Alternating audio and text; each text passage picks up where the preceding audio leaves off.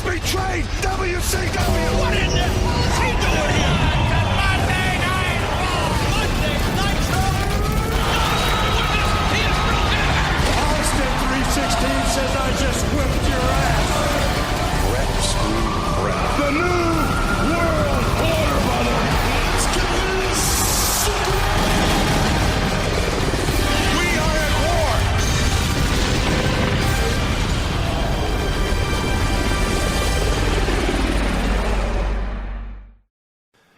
Well, should we go right to Nitro then? Oh, man, I can't wait to talk about Luger. But yes, Nitro. Number 69, January 6th, 97. Glacier versus Bobby Eaton. Oof. Go ahead, Adam. I mean, Glacier was way worse than I remember. And I don't remember him too fondly, but, you know, Bobby Eaton usually can carry anybody to like a halfway decent match, but I think he seemed visibly frustrated in this one. I mean, so much so that when Glacier hit his kind of like pre-finish and he hit the spin kick, Bobby Eaton kicked out by raking his eye at like the count of like 0 or 1 essentially, and then I think ate the finish and like booked it. Like I think he was just like pretty. To me, he seemed unhappy to even be in this match with this guy who clearly didn't know what he was doing and looked ridiculous. But Glacier had this goofy martial arts gimmick, which required him to do a bunch of very wacky choreographed kicks with an opponent who was essentially going to be a movie stuntman. So, knowing that, who the fuck thought it was a good idea to put Bobby Eaton in there as his stuntman? Bobby Eaton's got to like roll underneath his drop kick or something like that, or maybe it's the other way around and he didn't get all the way over and he fell down, and it was just like, it was bad on paper and it was worse in execution. Yeah, I've mentioned before that Glacier had his style, and it was different, but there was no one. I mean, you say why put Bobby Eaton in there. There was no one else they had to work this style with Glacier. Well, certainly, like, you could probably find a guy that could go through the spots. At least this was short. Yeah. They messed it up and everything, but it was short. And Glacier had a couple of squash matches that were also short, and they choreographed a little match. What's going to happen when it's time for him to do a 20-minute match? I don't know. I don't think we ever find out, actually. Yeah, they That's what they got Mortis out there for. Yes. So my memory may be deceiving me, Nage, but I'm pretty sure he eventually had one really good match at Bash at the Beach when it was him and Ernest Miller against Mortis and Wrath. But I mean to go back and check that, but I remember liking that match a lot when it originally happened, like way more than I anticipated. And also, for the finish of this, was that the same kick that Glacier's been finishing matches with? If I recall correctly, the cryonic kick has been different every week. Okay. Sometimes it's a super kick, sometimes it's a spin kick. This looked to me like he kicked Bobby Eaton in the mouth, and Bobby goes down, and Bobby was not in a happy mood going into this kick. And after being kicked in the mouth, he said, "Fuck this, I'm done." And he just stayed down. It could have been because last week there was the finish where he hit the cryonic kick, but he hit 10 kicks? Yeah. And so the dude kicked out? Yes. And then he had to hit the cryonic kick again and go, this is the actual kick, and that was the finish. Yeah. He did both in this match. He did the spin kick, which I think was the original finish, and that was the one that Bobby Eaton, like, kicked out at 1. And then right afterwards, he hit him with, like, just kind of straight Savat kick, which I guess then became the cryonic kick officially. So, you know, he's kind of throwing everything against the wall, I think, seeing what sticks. Big Bubba versus Conan in another Mexican strap match. Oh, fuck. This sucked. After last week, they did another strap match. Somebody somewhere must think these matches are good, because they booked them. Yeah. It's not the strap that I mind, because the idea is you know the other guy can't run away. We're strapped to each other and we can fight with it. This turnbuckle touching bullshit. Yeah, in every match. It's so dumb. Not to mention, they called it a Mexican strap match. Like, all of a sudden, Conan had a specialty. Yes. A Mexican strap match. Since when? What the fuck is a Mexican strap match? It sucked. It sucked. Finish, of course, was one guy touched 3 turnbuckles, and then got punched into the 4th one. In fact, there's 2 finishes you can do in a strap match. One is where they touch the turnbuckles together, and there's a battle over the 4th one, and one guy gets it. Or you do this one, where one guy touches 3 turnbuckles, he gets cut off. In this case, Conan, he gets cut off, but then Bubba punches him into the 4th turnbuckle, and so Conan wins. He won via being punched. This is dumb. And then Conan wins a shitty match, and Bubba just beats him up afterwards. Yes. So nobody got over. Nobody. These guys, I actually thought it was the match itself, I actually thought was a pretty fun brawl, but it was fun until it kept going forever. That's fine. The stips are dumb. The post-match was dumb. And I don't ever want to see a strap match again. Oakland interviewed Kevin Sullivan in the locker room. Sullivan says, I don't want to see any more tapes of Benoit and Nancy. Oakland says, everyone needs to get in the same pace to fight the NWO. And oh, by the way, the footage we have is not of Benoit and Woman, it's of somebody else. And Sullivan looked disgusted and he walked away. Oh, man. Yeah. Mean Gene blackmails Kevin Sullivan. Yeah, he does. Follows up on it. Can you imagine? Like, first, Sullivan warned him never to show a tape again. That was Tony. And then Tony shows a tape. And now Gene Oakland is blackmailing him with another tape. This is the most impotent devil. He hasn't gotten revenge on any announcers for any of this. Up next was a segment with the Four Horsemen. I am checking here. This is another 238 words I wrote about this bullshit. 238 words, huh? Which actually I thought was a lot more. They all come out, and by all, I don't mean all, because for no apparent reason, Benoit and Woman were not there.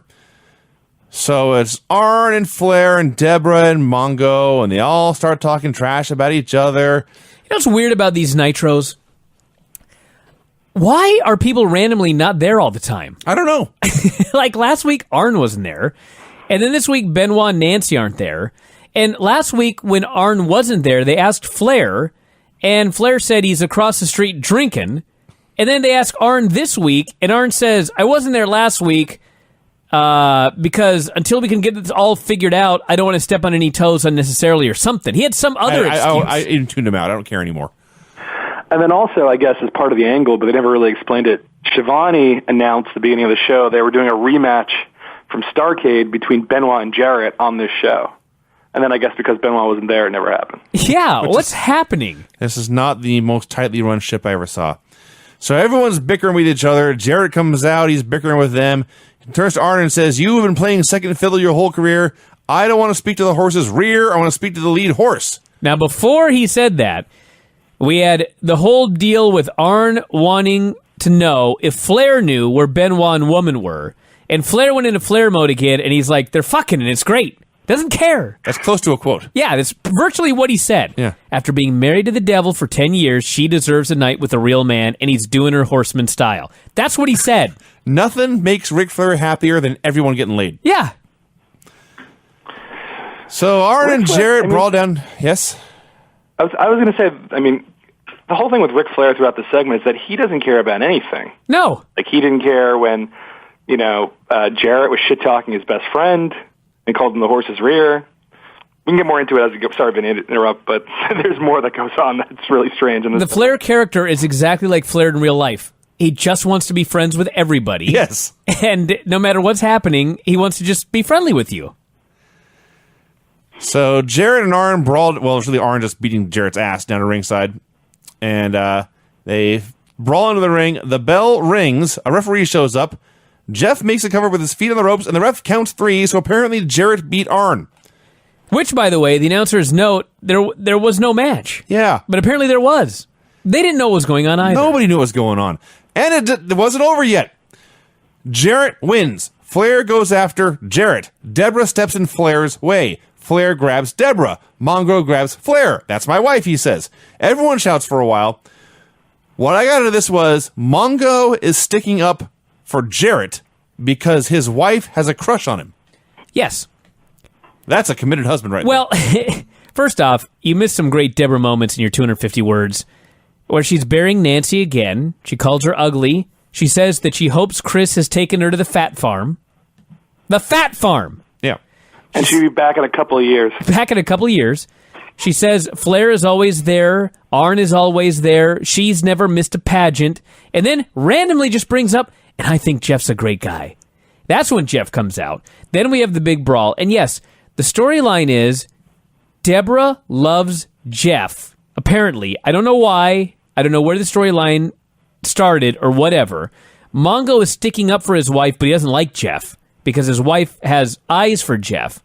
And the whole thing is being torn apart now by all of the women involved. It's bullshit. It's very terrible. Yeah, I wrote down here at the end of the segment, Flair jumps around angrily, and then Mongo shoves Flair. Flair then struts, and then he decides he likes Jarrett because Deborah likes Jarrett. That's essentially what happened. That is exactly what happened. Yeah, Flair and Jarrett strutted together afterwards, minutes after Flair was ready to kill him. So on a show where Benoit and Nancy in real life get together, after Kevin Sullivan puts them together in storyline, they are now running a storyline where Deborah has the hots for Jeff Jarrett. And at the end of the day, Deborah and Mongo got divorced. Strange. Life is strange. Don't get involved with his business. No. So both shows, by the way, all night have been referencing the NFL playoffs that have been going on. And I only bring this up because Larry had a great line where he points out the Carolina Panthers had won their game. Why? Because Kevin Green has stepped into the wrestling ring and that made him a man. Wow. Diamond Dallas Page was supposed to wrestle Regal for the TV title. You know what's funny about that? Where he's using a pro wrestler, becoming a pro wrestler to become a man and be a football star?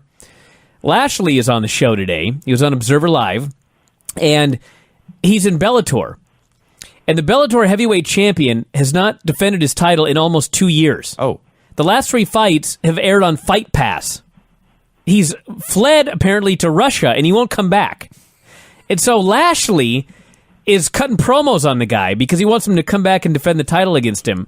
And his promo is basically, if you want an easy fight, come fight the pro wrestler. Exact opposite, actually. Yes. Okay, so it's supposed to be Regal versus Page, but Page didn't show up. And so it was Regal versus Duggan instead. Another guy randomly not at the show. At least they addressed it here. Because Nash, Bischoff, and Six came out to do commentary, and they said something about how he's having dinner with Scott Hall as Scott's giving him the sales pitch to come join the NWO. All right, you want to know the story on Hall? I bet there's a good one. Yep. So I think it was that weekend, there was a house show, and it was Hall and Nash against the Nasty Boys. And apparently, they had done something a while ago, and Hall had waffled Sags in the back of the head with a chair and gave him a concussion. And so before the house show match, Sags says, because they're going to do chair shots in the match, and so Sags says, don't hit me in the back of the head. So I guess there were chairs involved. A chair got thrown at Hall. Hall picked it up and threw it back and hit Sags in the back of the head. Sags got pissed off, and he got in the ring, and he beat the shit out of Scott Hall and knocked out some teeth. And that's where Scott Hall was. He was getting his mouth fixed. That's a great story. Welcome to WCW. I was right. That was a great story. So Nash, Bischoff, and Six, the commentary is just plugging a sold-out pay-per-view. The highlight of which was when they're plugging the Miss NWO contest and begging for submissions, and Six says, please, no fat chicks. And this is only funny because if you watch the show, as I recall, I believe that's all they had. Yeah, that was the joke. Yeah. And actually, his exact quote was, no fat chicks, no heinous broads. Yes. It was the 90s. The unfortunate thing is that this was probably the best match on the show from my perspective. Regal here was unbelievable. It was second best, but I know what you're saying. All I could think watching this was, it's hard to have a 20-year career in two of the biggest companies in the world and still be underrated, but Regal did. He was so much better than his spot in this company or his spot ever in WWE. He could do everything and be great at it. He had a great match with Hacksaw Duggan. Quite possibly the last great match Hacksaw Duggan ever had. He even did the Jimmy Valiant elbow drop. Regal did. Yes. Somewhere in here, Bischoff was talking about signing new talent, but he insisted Randy Savage would not be returning. He said they'd signed the ideal member. I was like, Isaac? Maybe, I don't remember. So Duggan hits the tape fist punch, but it is a time limit draw, and so Regal retains his title. And then Duggan announces they will no longer be carrying the American flag. It's time to carry the WCW flag, and he waves that around. I was unaware that the time limits for TV title matches were 8 minutes and 28 seconds. Apparently they were. But also, isn't a tape fist a DQ? That's why I was confused. So the babyface cheated. Oh, Adam. don't know if you've been paying attention to our show over the past year, Adam. You should have watched his show for the last 2 years. Yeah. It is a mystery. I can't even explain it. Like, he tapes his fist, and the referee tells him no, but then he's allowed to use it. But sometimes it's a DQ. But usually it's not. I don't understand. It's very confusing. But I guess that's par for the course here. Humorous pinned Jim Powers in 2 minutes with a moonsault. The only important thing to talk about here is Hugh Morris's swank music. The Dungeon of Doom guys all got new tunes. Conan had a new song earlier, and Hugh comes out here. And when I see Hugh Morris, and I think about musical genres, funky bass groove did not hit my mind. But Hugh Morris came out to a funky bass groove, and it was awesome. I couldn't get over how fat Teddy Long was. Ugh, that's what I was going to say. God, He's not looking too good. He was huge.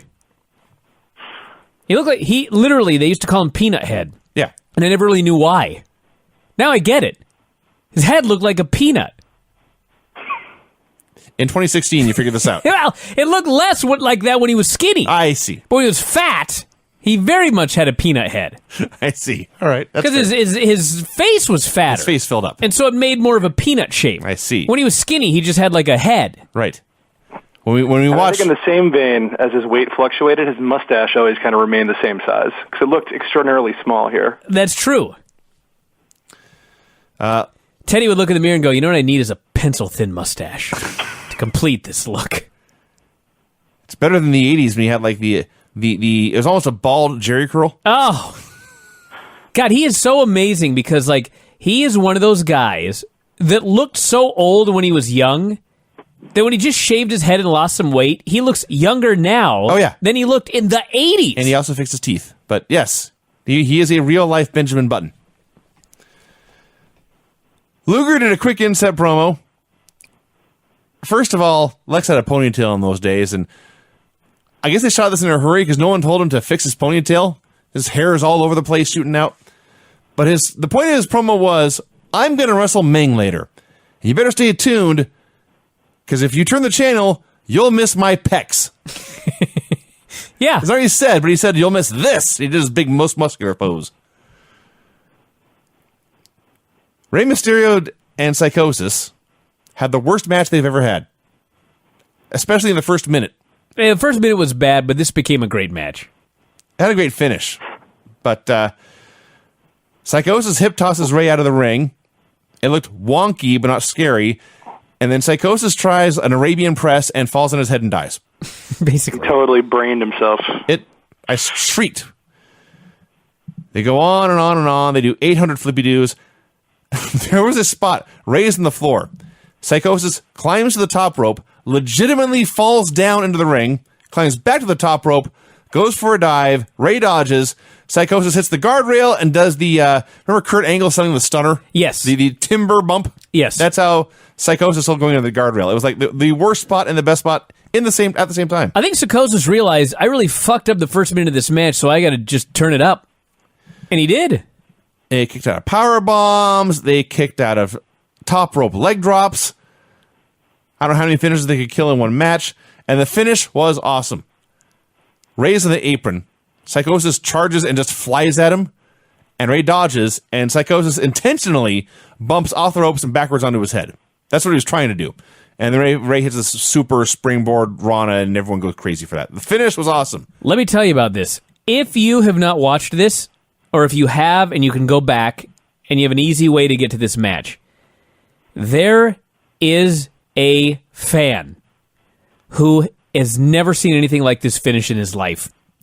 And Rey springboards on the man's shoulders, does a super fast Hurricane Rana, lands in a cradle position and pins him. This man leaps to his feet and his hands go up in the air and his mouth goes so wide he could give birth out of his mouth. 10 centimeter dilation? 10, easy. His mouth went so wide, I thought his head was going to go inside out. And his eyes are wide, and his mouth is wide, and his arms are in the air, and he is frozen. Like, he literally is frozen. He's so amazed at what he's just seen. And then suddenly, he lifts up his camera and he starts taking pictures. Now, by the time he takes pictures, the ref has already raised the guy's hand. Like, he was in such awe that it took him a full, 3 seconds before he realized, Jesus Christ, I need to take a picture of this Hurricane Rana. And it's way too late because that's why no one's ever gotten a good picture of Bigfoot. Wow. Yeah. You got to go back and look at this guy. So the problem is Bigfoot's doing Hurricane Ranas. Well, he may be doing that. If he did bear hugs, everyone would have 1,000 pictures. Point is, you're in such awe that by the time you think to grab your camera, it's too late. And I saw it firsthand with my own eyes right here, this fan. Couldn't believe this finish. Kevin Sullivan versus Chavo Guerrero Jr. They had What a bout. Footage from the pay-per-view of Sullivan breaking a wooden chair over Chris Benoit's head. Not fun. Chavo got a little offense. Sullivan won with the Tree of Woe, running knee, and the foot stomp. Adam, were you watching these Nitros when you were a youngster? Did you watch this show every week? I did. Well, back then I kind of had to flip back and forth, but Sure. I was definitely tuned in. Do you watch I it? bought Sold Out. Oh, really? Christ. Yeah. I don't even think I bought Sold Out. Do you watch this show now, and are you in awe of the things they do as compared to, for example, Raw? I became very cognizant of how bad the show had gotten in, late 98, 99 especially. But going back now and watching it, I had no memory of it being, so kind of all over the place and dysfunctional. Especially in terms of, matches happening that aren't matches, people getting pinned in matches that aren't in the matches. Yes. Continually. It's not just, a once in a while. It's, every week there's, 2 or 3 occurrences of, substitutions, the referee not giving a shit. It's really, I think once the NWO took over, they kind of just checked out. It was when Eric left the booth is when it all began to fall apart, we've deduced. But I bring it up because Eddie Guerrero faced Alex Wright. And this was very much like the fake Razor match where Eddie Guerrero was determined to get a good match out of this guy. He dragged a good match out of Alex Wright. Syxx comes out, and Syxx has stolen Eddie's U.S. title. And so they set up a ladder in the aisle, and Syxx climbs up to the top, and he's mocking him because they're going to have a ladder match at the pay-per-view. The key to all of this is Eddie is distracted by Syxx. However, unlike WWE in 2015, this does not lead to him getting pinned by Alex Wright. Instead, he's distracted, and it throws him off his game. And so Alex Wright beats him up, but finally, Eddie cuts him off and hits a frog splash and pins him. Because he's a champion, not a geek. I thought it was very well done how they did this in this match. Of course, when your opponent comes out and mocks you with a belt he stole, you're going to be distracted. It doesn't mean you have to lose. There's a reason Eddie's the champion, because he's above being distracted and pinned by a geek over distraction. It's also interesting how well they kind of protected Eddie Guerrero in WCW for the first year versus, Later? I guess in the months to come, everything kind of falls apart for some of these guys. But, he was a pretty, he could have been a main eventer easily, shortly thereafter this if they would have handled things correctly. They did well with Eddie. They did well with Jericho. They did well with Rey Mysterio. At the beginning, they used all these guys. It was later that it all fell off a cliff. I did think this all went too long. Really? Yeah. I liked it. Let's see. Road Report with Lee Marshall. Harlem Heat versus the Amazing French Canadians. No black powder. They referenced it, but it was not brought back. I loved this finish. Not because it was good, but it made me laugh. And I had to rewind it and watch it again just to make sure I didn't miss anything. They've got the heat on Booker T. They're beating him up forever. They hit their Boston Crab leg drop combo. Literally, Pierre flew more than halfway across the ring with his top rope leg drop. This looked devastating. Stevie Ray breaks up the pin. The ref goes to put Stevie Ray out of the ring. The Canadians try to hit Booker with the flag they have, or the hockey stick, or whatever it is. Booker dodges. Jacques gets hit. So Jacques goes down. Booker then knocks Pierre out of the ring. Booker's been beaten up 5, 6, 7 straight minutes now. And he goes to his corner, and he tags in Stevie Ray, who in that 5 or 6, 7 minutes, all he did was break up one pin. Here's Stevie Ray's comeback in its entirety. Here's everything he did. He walked over to Jacques. He picked him up, took him back to the corner, and he tagged Booker back in. I couldn't believe my eyes. Yeah. And then he hit a double team powerbomb and pinned him. He picked him up. And not like in a body slam or a suplex. He grabbed him by the head and pulled him up to his feet and walked him over to the corner. That was his comeback. Yeah. That was his hot tag. Hey, they won. They won. Who are you to doubt him? You can't argue with results. That's exactly right. The path of least resistance. I could have been Steve. It's a very uncreatively named Heat Bomb. The Heat Bomb. There was a point in the 90s, and it actually is still a lot of it going on, but you take your name and you add the words bomb, lock, or drop. That's right. That's your move. You didn't do that. I didn't. There was no Vinny drop. There was no Vinny drop or Vinny bomb. All my matches were bombs. Oh, wow. Yeah. Now let's talk about... observe that I think Colonel Parker is essentially the white Teddy Long. Oh, man, Colonel Parker's great. He got to yell this week and vow revenge. He also had a pencil-thin mustache. Yeah. Adam, earlier you said the Hacksaw Jim Duggan match was the best match on the show. You're wrong. The best match on the show is Ming versus Lex Luger. This was my fourth favorite match of the year, behind Tanahashi Okada, AJ Nakamura, and Ishii against Shibata. Lex Luger versus Ming. Ming was just as goddamn good, by the way, in that Battle Royal to kick off Wrestle Kingdom as he was here in this match. He hussed and hussad his way through the match. There were chops, throat strikes, a fucking pile driver, which we talked about earlier. He beat his ass. And then the Barbarian comes in after a ref bump. Fans are screaming for Sting. That's how emotionally invested into this match they are. Luger then racks the Barbarian, and the referee wakes up and rings the bell. So, in fact, that's 2 fucking weeks in a row that a man who is not involved in the match has been beaten for the finish. Yes, it was a shitball finish. But this match was great, especially when Tony said, and I quote, Lex Luger has a very well-defined neck. Like he's a fucking giraffe. What does that mean, a well-defined neck? If anything, you are underselling this finish. Because it's Lex versus Ming. Lex sells the whole time. He hits his big flying elbow on like a power slam or two, and he goes to the torture rack, and as we've mentioned, Lex Luger at this time, aside from Sting, Lex was the most popular full-time guy they had. And these people love to see Lex rack dudes. And so Lex gets Ming, the big scary Samoan, up in the Fijian. Big scary Fijian up in the rack. And place goes nuts, but then Lex turns around and Ming's feet take out the ref. Oh no, Lex is in danger. Out goes the Barbarian, another big scary guy. And he's fresh. And this isn't fair. But Lex is such a hero, he beats his ass too, puts him in the rack. Now the ref comes too. He looks up and he sees a large Polynesian man in black tights in the torture rack. He thinks it's Ming. So he calls for the bell.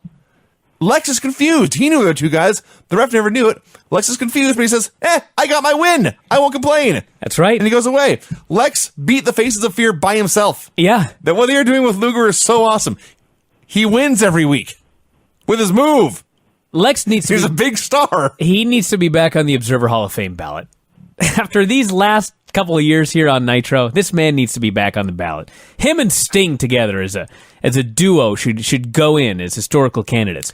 What were your thoughts on this match, Adam? Shivani was saying that his win over the Giant at Starrcade, which he won by cheating, basically was the biggest win of his entire career. Yeah, he was already a former world champion at this point. The biggest win of his entire career. They did show the Starrcade finish where both wrestlers and the referee were down, and Sting appeared, whispered something to both men, left the bat in the middle, and left it for them to settle amongst themselves. That's right. But, there are many ambiguous Sting angles going on in this whole storyline. It's not clear what his motivations were.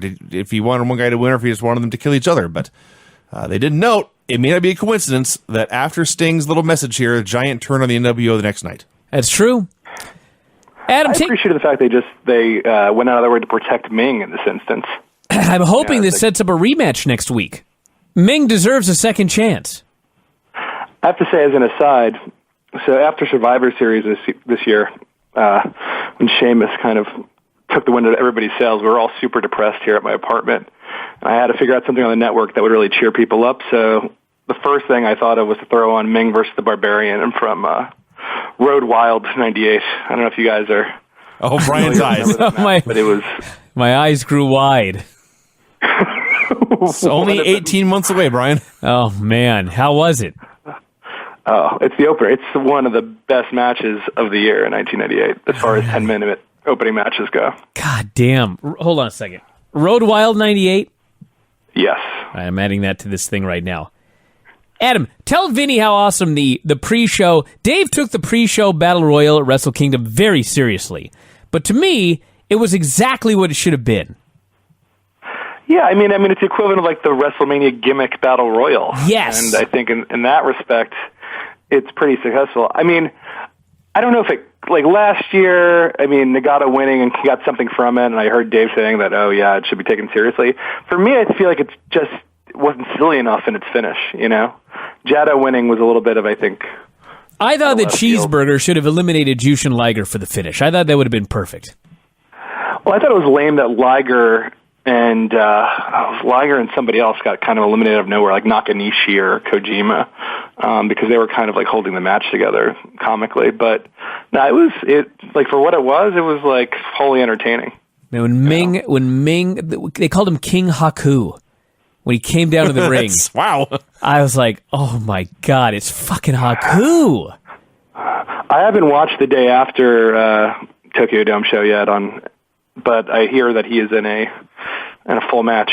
Really? On that show as well. Yeah, he's with a Bullet Club tag match. Yeah, there's who's the guy's name now? There's a guy who puts out just about 100 wrestling gifts a day. He gifts that New Japan show, and yes, I can confirm that. I don't know exactly what the match was, but Ming was in a match. God damn! I only knew about the Bullet Club angle. I didn't know that Ming worked. Fuck. Where's the Barbarian? Barbarian should have been in Japan with Lady Tapa. I was going to say maybe for a match with Gabby Garcia. He should have been available for the damn Tokyo Dome. Can you imagine the Faces of Fear against the Young Bucks? Yeah.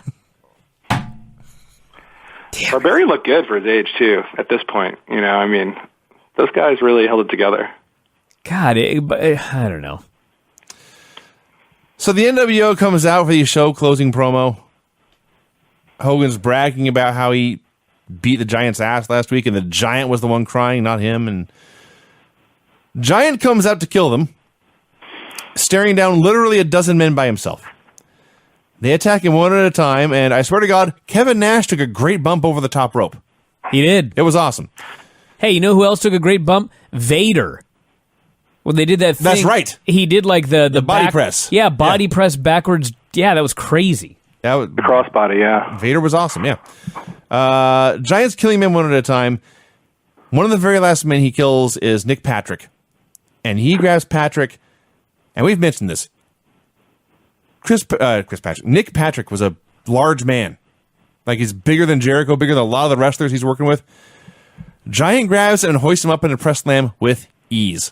Oh, yeah. I pissed myself. Hey. He's so scary. Not only that, he presses him over his head, and he's going to throw him outside. Now, the whole NWO is outside, which by this point numbers about 64 geeks. And I'm thinking, man, he's going to throw Patrick on all these geeks. No. He decides he's going to throw Patrick on one guy, Scott Norton. And Scott Norton on the floor looks up, and he's a big, powerful man. Yes. But he realizes, that damn Nick Patrick's bigger than Jericho. Yes. And he backs up, and fucking Nick Patrick lands on his ass. Press slammed over the top, lands on his ass on the floor. I thought, God, he nearly killed this guy. Yeah. And before that, I'm pretty sure he gave him like one of those brutal choke slams I've ever seen, too, in the ring. Like, he was really giving it to him. So eventually he is overwhelmed. They beat him up with a chair for a while. And the announcers, by the way, how amazing is it that you have a question and the announcers actually explain it and it makes sense? What a novel concept. They point out the Giant spent a year in WCW killing everyone, and then he turned his back on the company and joined the NWO. So of course he has no friends. No one's going to come save this big guy. They beat him up for a while, the highlight of which was when they held him up so Bischoff could do some karate. That's right. They leave him prone in the ring, and they go take over the announce desk. They're running their mouths. Sting goes into the ring, goes down the aisle into the ring. He tries to revive the Giant, but he's frustrated. He can't wake the big guy up. Finally, he points his bat at the NWO. He leaves his bat next to the Giant, and he leaves. And the NWO is confused, and someone has a great plan. I'm not sure who it was. Someone Vincent. said, well, no, someone had the idea to say, Vincent, go get the bat. Yeah. Everyone should have flunkies to go get the bat next to the Giant. I gotta say that Vincent made more money being absolutely worthless than anyone maybe in the history of wrestling. But he earned every dollar of it in this angle. He strutted his ass down to the ring. He strutted into the ring. He kicked at the Giant's foot. As soon as he hit the ring, he was tentative first. yeah, his mood changed. Yes. He when he got close to that, that's a big mofo. Do I really want to wake him up? And he kicked him a little bit, and then he kicked his other leg, and then he picked up the bat and he prodded him, and the Giant appeared to be dead. And every time he did any of these things, he would look back at the other NWO guys like, he ain't moving. He'd poke him, see? And then he got cocky, and he starts strutting and dancing, and he's swinging the bat around, and then the Giant comes to life. Yes. This was great. So the Giant wakes up. He grabs the bat. Vincent is too dumb to let go of the bat and run away. They have a tug of war. He wants to have a tug of war. Vincent did not win the tug of war with the Giant. Listen, as I said, no one made more money doing less than this guy, okay? Well, let's get... Okay. They told him to get the bat, Yeah, that's okay? true. That's all he needed to do was get the damn bat. That's why he didn't let go. Now, for all you have said positive about the man, let me point out that a few minutes ago I mentioned the Giant press slamming Nick Patrick with ease. Yes. He went to chokeslam Vincent and could barely get him off the ground. Vincent so deadweighted him. Well, he went to pick up Vincent, and Vincent thought, I don't want to get chokeslammed from way up high. I'm just going to be as heavy as I can. And the problem was, this frustrated the Giant Yes. because this fucker didn't jump. And so he grabbed him by the ass and the neck, and he hoisted him as high as he could, and then he fucking planted him through the ring. Yes. He's like, you're getting chokeslammed, dude. You should have just jumped. So the show ended with the NWO all ran down to ringside. Giant was alone with a bat in the ring so he could fight them off. Sting was watching stoically from the entrance, and the crowd was chanting, "We want Sting." I thought it was a great angle. I did too. I like both these shows. Yeah. Good shows. So, Adam, you say this is the first Raw that you've watched since you got the network. It's the first Raw, retro Raw. I watch Raw on a weekly basis, but it was interesting. It's a very interesting time period right now in WWE or WWF. It's like they're really trying to figure things out still. So it was kind of cool watching that happen. What it really hit for me was with the Foley-Owen match after the match when they were still playing Mankind's heel exit music. I was like, oh, that's kind of weird, Now, after doing the show, are you still going to be watching this old stuff, or is this just enough for you for now? It's tough. We won't blame you either way. I watch New Japan. I watch Ring of Honor. I'm probably not going to watch TNA on Pop, but I think for me it's more interesting looking now on the network of all the kind of other retro stuff they're adding. Like I was a big GWF fan when I was a kid, and I see they're adding Hey, it is offense. Yeah. Listen, it was something new with a bunch of guys I'd never seen before. I can get this. That's true. I actually understand that. Well, it was also after me, it was after school. So you'd come home, and then on ESPN, it'd be USWA, and then it became global, and it'd be 3:30 or 4 o'clock on ESPN every single day. So I see they're adding that to the network in Mid-South. So I'll probably get into that stuff, I would say, more than going back and watching these retro Nitros and Raws. So how old were you when you'd come home and watch GWF? You had to be 8, right? Yeah, about 8. 8-ish? Okay, because I remember doing this after high school. I would actually come home and the GWF would be on. And I was like, what the fuck is this? I was used to Raw. And here I'm watching the GWF on ESPN. But there were some good guys. They had Harlem Bungee Heat. match, man. Do you remember that? Who? The Bungee match? That's what it's WWF, most famous for. Chaz, No. where basically they fought on a crane, and the loser essentially got thrown off, attached to a bungee. Please tell me this is on the network.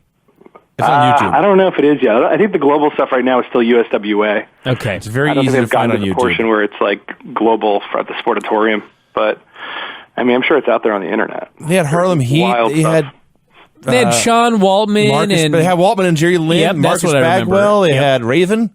Yep. Foley was there, for God's sake. I still can't Eddie believe I Gilbert. watched JL and Eddie Jerry Gilbert. Lynn. Eddie Gilbert was the booker, I think, and he was like the main heel, the Patriot, the Dark Patriot. The Patriot was there? The Patriot, yeah, the Patriot was like the Hulk Hogan type figure, essentially. Man. At that for a while, but it kind of went off the rails pretty like after the Harlem Heat. That's where they debuted. That's right. The Ebony Experience. What else is good on the network? I mean, I watch all the Clashes, but I think Mid-South being added is, I think, really added. I mean, I have all that stuff on DVD and tape, but just for people to be able to sit there and watch that stuff, I think, is really eye-opening. I mean, it's so much better than anything currently on TV. And NXT. I watch NXT. Okay, and finally here, as a New Japan fan, I'm sure you've seen this. If you guys have not seen this already, WWE.com actually did an article about AJ and Nakamura, Anderson, and Gallows all likely coming to WWE, which, as we talked about yesterday on the show, everybody wanted that to be a secret.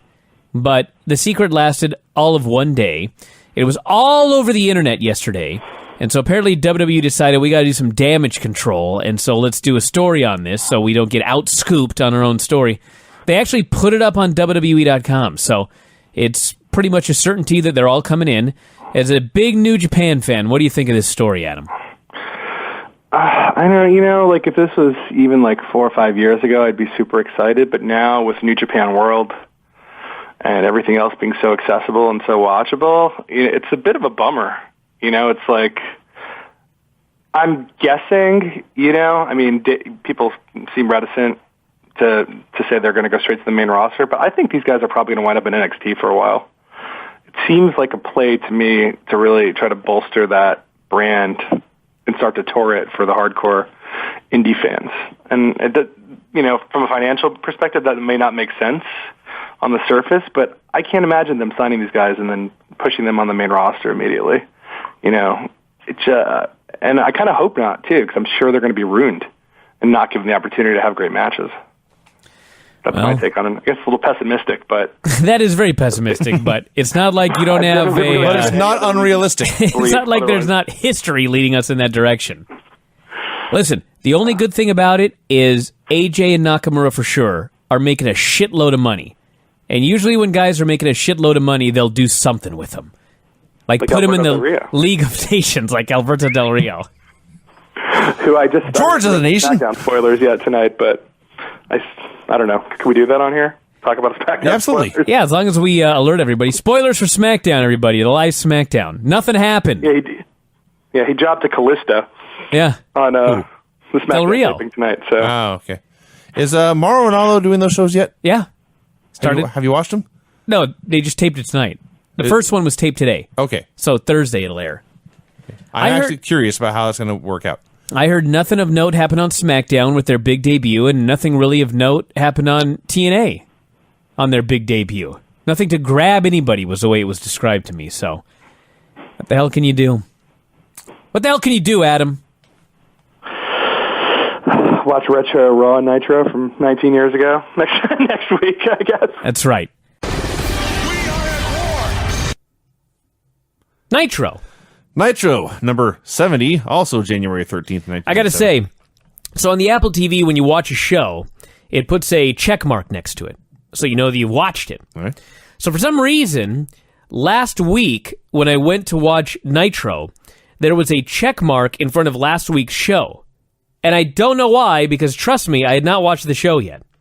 So, without looking at the dates, I started watching the next show, which was this one. And I got about 10 minutes in before I realized, I don't know what the fuck is happening. And did I miss something? And then I went back and looked at the old Observer and realized I was watching the wrong show. I bring that up because in watching the correct show, they did a really, really good job on this show making these storylines make sense, as we're going to talk about later on here.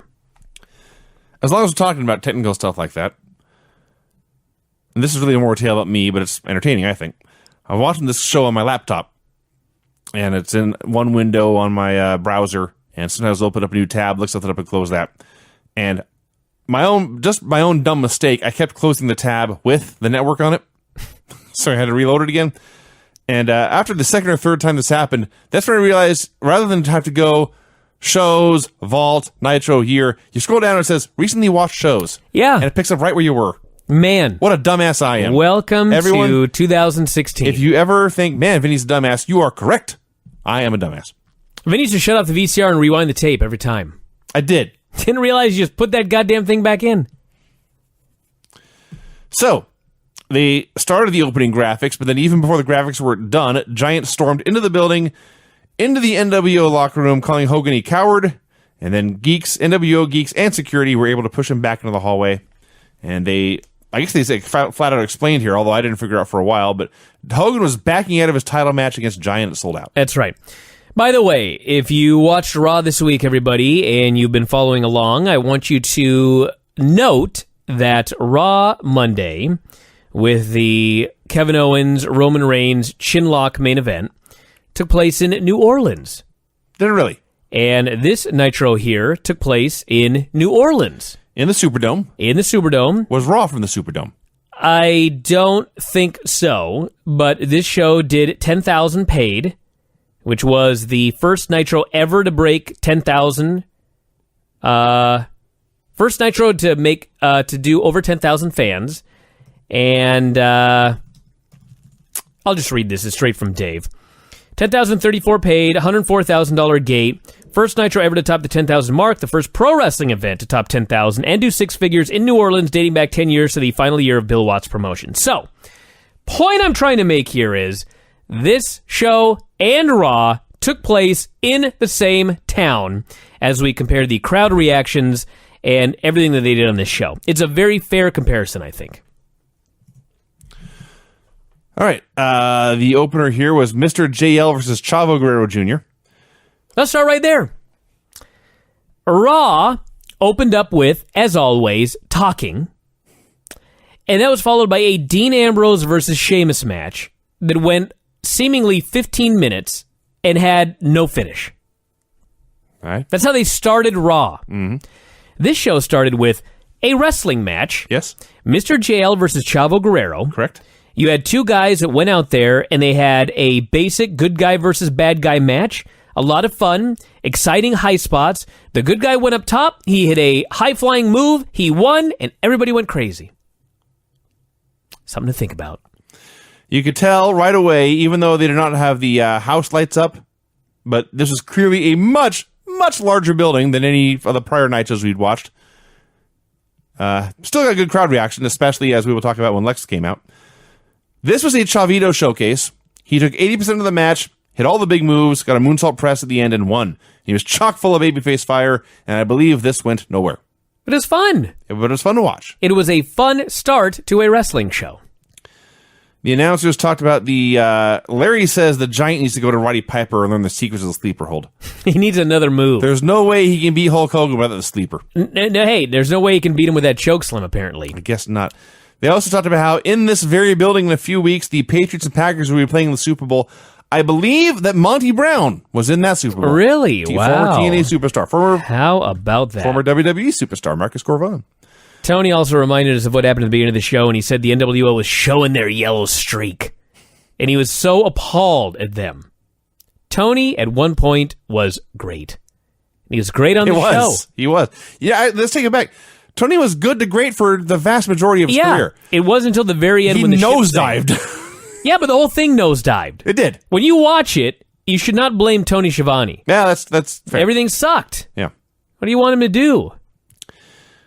Gene Okerlund interviewed Hacksaw Duggan, who again said, I have put aside the American flag. I am waving the WCW flag. And he says, Sting needs to man up, don't be so wishy-washy, and pick a side. And after this interview... Before you go on, I have to mention that as he's coming out, Larry is talking about the fans going crazy for Hacksaw. And he says, there's 80,000 people in this building. He inflated the attendance by 70,000 human beings. Hey, you got to make yourself look big. You know what? There were days when they would draw, say, 42,000 and claim 38. Yeah. So I guess I shouldn't be that mad. 80,000 people, he said. Which is, in fact, more than the building will hold. That's very amazing. Not only is it a sellout, people... Anyway. So, after Hacksaw's promo, he went to the ring for what was his scheduled match. And they told us and expected us to believe that someone booked, signed, promoted, and was about to present Hacksaw Duggan versus Super Kalo. Vinny? Yeah. I hope this match takes place next week. It might. Because it should. Stranger things have happened. Hey, we'll get to what happened with Kalo later. But they announced that, and I grabbed my head and shrieked in horror. It sounds awesome. If anybody can get a good match out of Hacksaw, it's Super Kalo. I don't know about that after this show. So, before the match can even start, Sting comes to the crowd, and he kills Hacksaw with a scorpion death drop, and he stoically leaves. And the announcers are talking about what's going on. Larry's convinced Sting's in the NWO, and Tony says, well, first, we'll get to Tony's theory in a bit. We'll get to what he says now. It's actually the next segment, but he says, Sting has laid out Hacksaw Duggan. He has laid out Rick Steiner. He has laid out Jeff Jarrett. Those three men all have something in common. They left it there. That's right. And I think what he thought you were supposed to think was that they all had worked for the WWF at some point. No. What Sting theory thought is all these men have called him out. That's right. All of them have questioned his motives. That's right. And he hates that. Hacksaw Jim Duggan in his promo had flat out said, Sting, you need to be a man. And so Sting came out and laid him out. Yeah. And I like this. This was notable for two reasons. Number one, Tony points out there's a pattern here. And if you pay attention, like a good wrestling fan, maybe you can figure it out. Awesome. And it was notable because of the two of them, Larry, for once in his life, was wrong. Larry was sure that this man was a member of the NWO. He's always the guy that has to be right in the end. No matter what the storyline is, Larry knows where it's going, and he tells you that's his opinion. Not here. Not here. So, there was a few moments of dead air as the announcers explained they were desperately trying to get another match in this segment. Standby match. Yeah. And it led to Craig Pittman versus Chris Jericho. Jericho won in 2 minutes with a missile dropkick. Cool. Thank God they got a match thrown together. Hey, thank God. Don't want to send those people over to see Sid in the Alamo Dome. Yeah. Harlem Heat versus High Voltage. Most of the match was actually, they did not show the match, they showed backstage, where Giant stormed into the NWO locker room again and was pulled out again. That's right. It was the exact same thing from the exact same camera angle. Well, it was, except they added Eric Bischoff laughing with Hulk Hogan. Yep. And he said, this guy is so dumb. Essentially, the deal is, Giant thought that Hogan verbally offering him a championship match was enough. Mm-hmm. But in reality, you need a contract. So then they go to Tony, and Tony says, well, you know what? World War III, everybody signed a contract that if they won, they would be guaranteed a championship match. That should be enough of a contract. Again, storyline makes sense. It does. So they did finally go back to the ring for the match. It was a very forgettable match. The only thing is, Harlem Heat used a finish. It was like the Road Warriors finish, only instead of a clothesline, Booker hit a dropkick off the top rope. And when they set whatever High Voltage guy it was up for this, holy shit, New Orleans went crazy. Just the setup for the move. Yeah. Just when Stevie Ray got the big dude on his shoulders and stood up, all the fans stood up, they all cheered, they all roared, and then Booker hit a dropkick and they all went nuts. My favorite thing in this match was when Chaos, is he the blonde one? I won't pretend to know. Chaos goes for a sunset flip. A sunset flip. Yeah. Fucks it up. Falls down. They weren't very good. Booker stops, and he just looks at his brother. I knew everything that was going through his head, and then they just kept going. That's right. As if to say, Stevie, how the fuck do you fuck up a sunset flip? He did. Shivani pointed out that also in New Orleans, in fact, I believe he said across the street, was the National TV Producers Convention.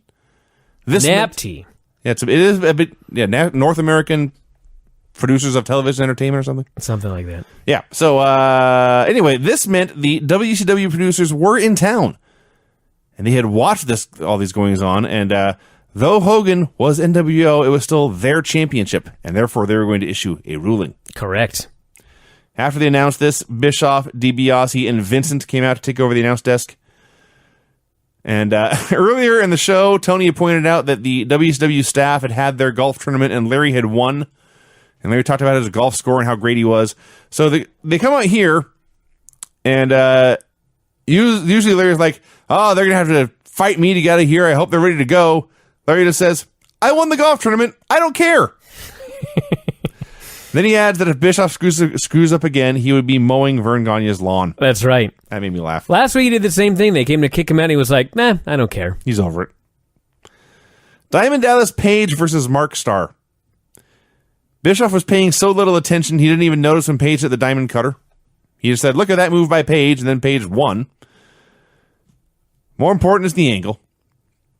The Outsiders come down the aisle. They have an NWO t-shirt for their old new buddy. And Page gives Nash a big hug, and he puts the t-shirt on, and he has a big handshake with Hall, and then Nash turns his back, and Page, from the handshake, pulls Hall into a diamond cutter and lays him out. Place goes nuts. Bischoff's losing his mind. Nash turns around, he sees Hall on the ground, he sees Page standing, and Page tries to plead innocent. Tries to play dumb. I don't know how he got there, he says. Nash is not fooled.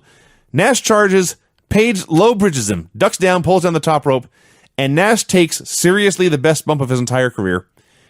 He goes flying over the top rope, he lands on a table at ringside, then it grabs onto the table, and as he rolls off, it pulls the table on top of him. So he's buried. Place is going nuts. Page leaves to the crowd. Everyone loves Page. Bischoff screaming about how he's going to pay for this.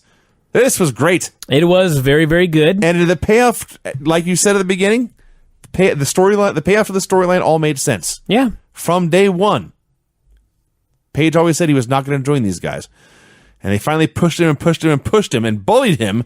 He warned him into joining him, and he outsmarted them. And the babyface outsmarted the heels. That's right. So the top heels. The top heels. That's right. Of course everyone loved him. This was tremendous. When from there, in the bit of bad timing, we got an Outsiders pre-tape promo video talking about their match against the Steiners that sold out. They hinted they knew Scott's back was hurt and they were going to work that injury over.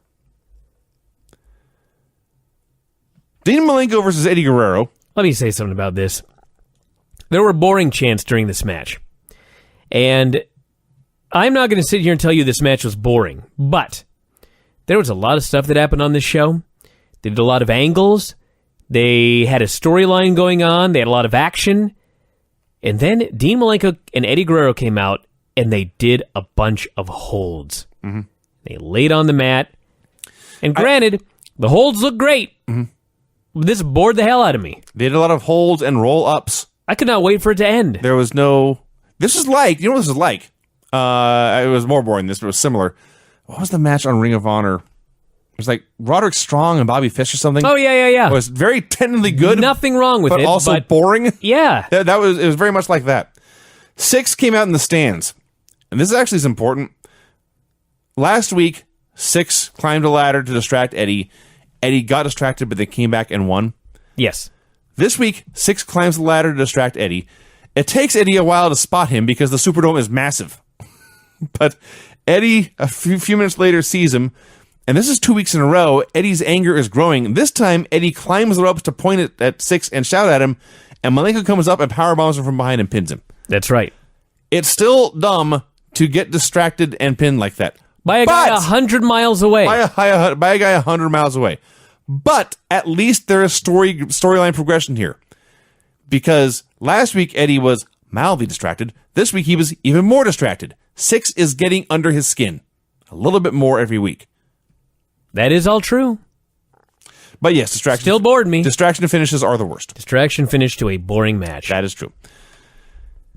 So here the announcers announced that Hogan would in fact be facing the Giant in the main event of this show tonight. That's right. Hogan and Giant is official for Sold Out, and they will have a match tonight on Nitro. A title match of the pay-per-view, a non-title match here.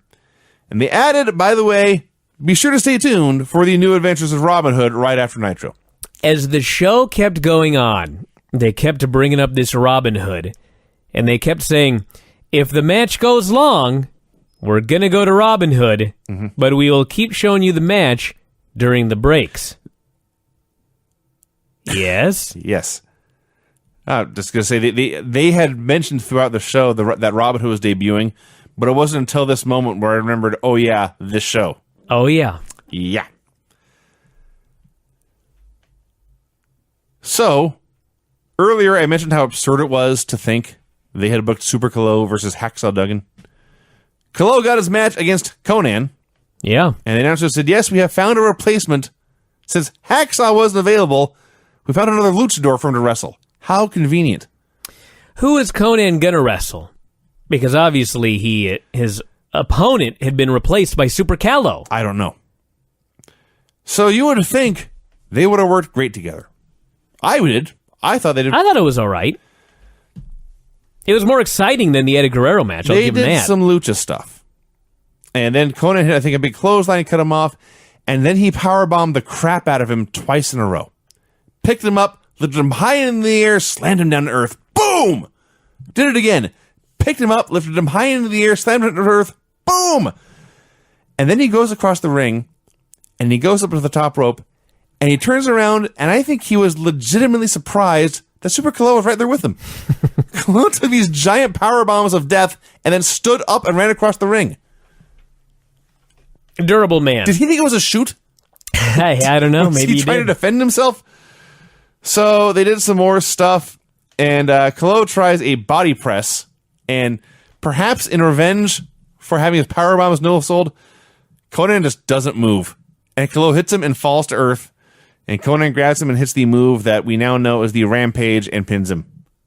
That was a clunker, and by the end, I was convinced that Super Kalo versus Hacksaw Duggan would have been better. Hey, I hope we find out. They teased it. They've got to deliver eventually. That's right. Chris Benoit versus Jeff Jarrett. First, we had this Sullivan promo. Yeah. And Sullivan goes, Benoit, I'm not going to talk to you. And then he talks to him for another 2 minutes. He says, you think I'm the chess player, and he throws the chess pieces away. The point of this was he promised some sort of act of revenge next week in Chicago. That's right. They also added that the main event tonight, Hogan and Giant, would be a non-title match because according to the strict championship rules, you must give the champion 48 hours to prepare for a defense. Oh, wow. Huh. Benoit and Jeff Jarrett. Now, first off, we got Jeff Jarrett's music. That was a win. Then the very first spot was Benoit flattened him on the mat, wrestled circles around him, tossed him into the ring, and then told him, if you want to be a horseman, step it up. That ruled. They had a great match while it lasted. And they did. There is another Benoit Jarrett match, if I recall correctly, that was way, way better than this one. I thought this might be it, but it wasn't it. And I remember because whatever one it was that I watched, I seem to remember it was like a hardcore match or something. I know exactly what happened because you, it was before the days, it was on DVD, but I came over. This is very early when I was like, I just like come over and watch Nitro with you. Sure. I wasn't even working for you or anything. But, watching Nitro, you're still in your parents' apartment, and I came in there in the middle of the show, and there was a 4-move sequence that you would watch all 4 moves, and then rewind it and watch those 4 moves again, and rewind it and watch those 4 moves again. Sounds about right. It was like one giant chop. Yeah. And then he whipped him into a chair that was lodged in the corner. That's right. The chair was lodged in the corner. What'd I tell you? He chopped him as hard as he could, whipped him into the chair as hard as he could, hit him in the back with the chair as hard as he could, and then did a snap suplex as hard as he could. And you That's just watched right. those 4 moves in a sequence. It was over amazing. and over again. Amazing, amazing, amazing. This was still very good. This is a very good wrestling match, way more intense than anything on either show. Mongo and Deborah come out to watch Benoit, and then Arn comes out to watch Mongo. Tanay is dropping notes about calling the hotline to hear get the scoop on the Scott Hall Nasty Boys rumors. They're turning it into an angle. Yeah. We talked about that last week. Yes. So Arn takes the ref. Mongo goes to hit Jarrett with the briefcase, but Deborah stops him. He finally pulls the briefcase away from her and swings blindly, but by that time Jarrett has switched positions, so Mongo hits Benoit and Jarrett gets the pin. A good idea in theory. Yeah. On paper, Mongo looked at Benoit and said, I'm swinging this briefcase at you. In real life. Yeah. Yeah, not on paper. On paper, it looked good. In execution, Mongo is... Yeah. Mongo is Steve McMichael. That's the problem. It is his greatest strength and his greatest weakness. Yeah. So, Jarrett wins. Arn yells at Mongo. Benoit yells at Arn. Deborah just says, I don't know what happened. And the 4 horsemen have officially become the Keystone Cops. So Gene then goes to interview said cops. And Benoit, especially in 1997, not known for his promos, he got a great promo here. Hey, they've been getting a lot better. Yeah. Says, Mongo, you were an all-pro football player, but if you want to be an all-pro wrestler, you got to quit fumbling the ball. I was handpicked to be a horseman. You, Mongo, you are here due to unfortunate circumstance.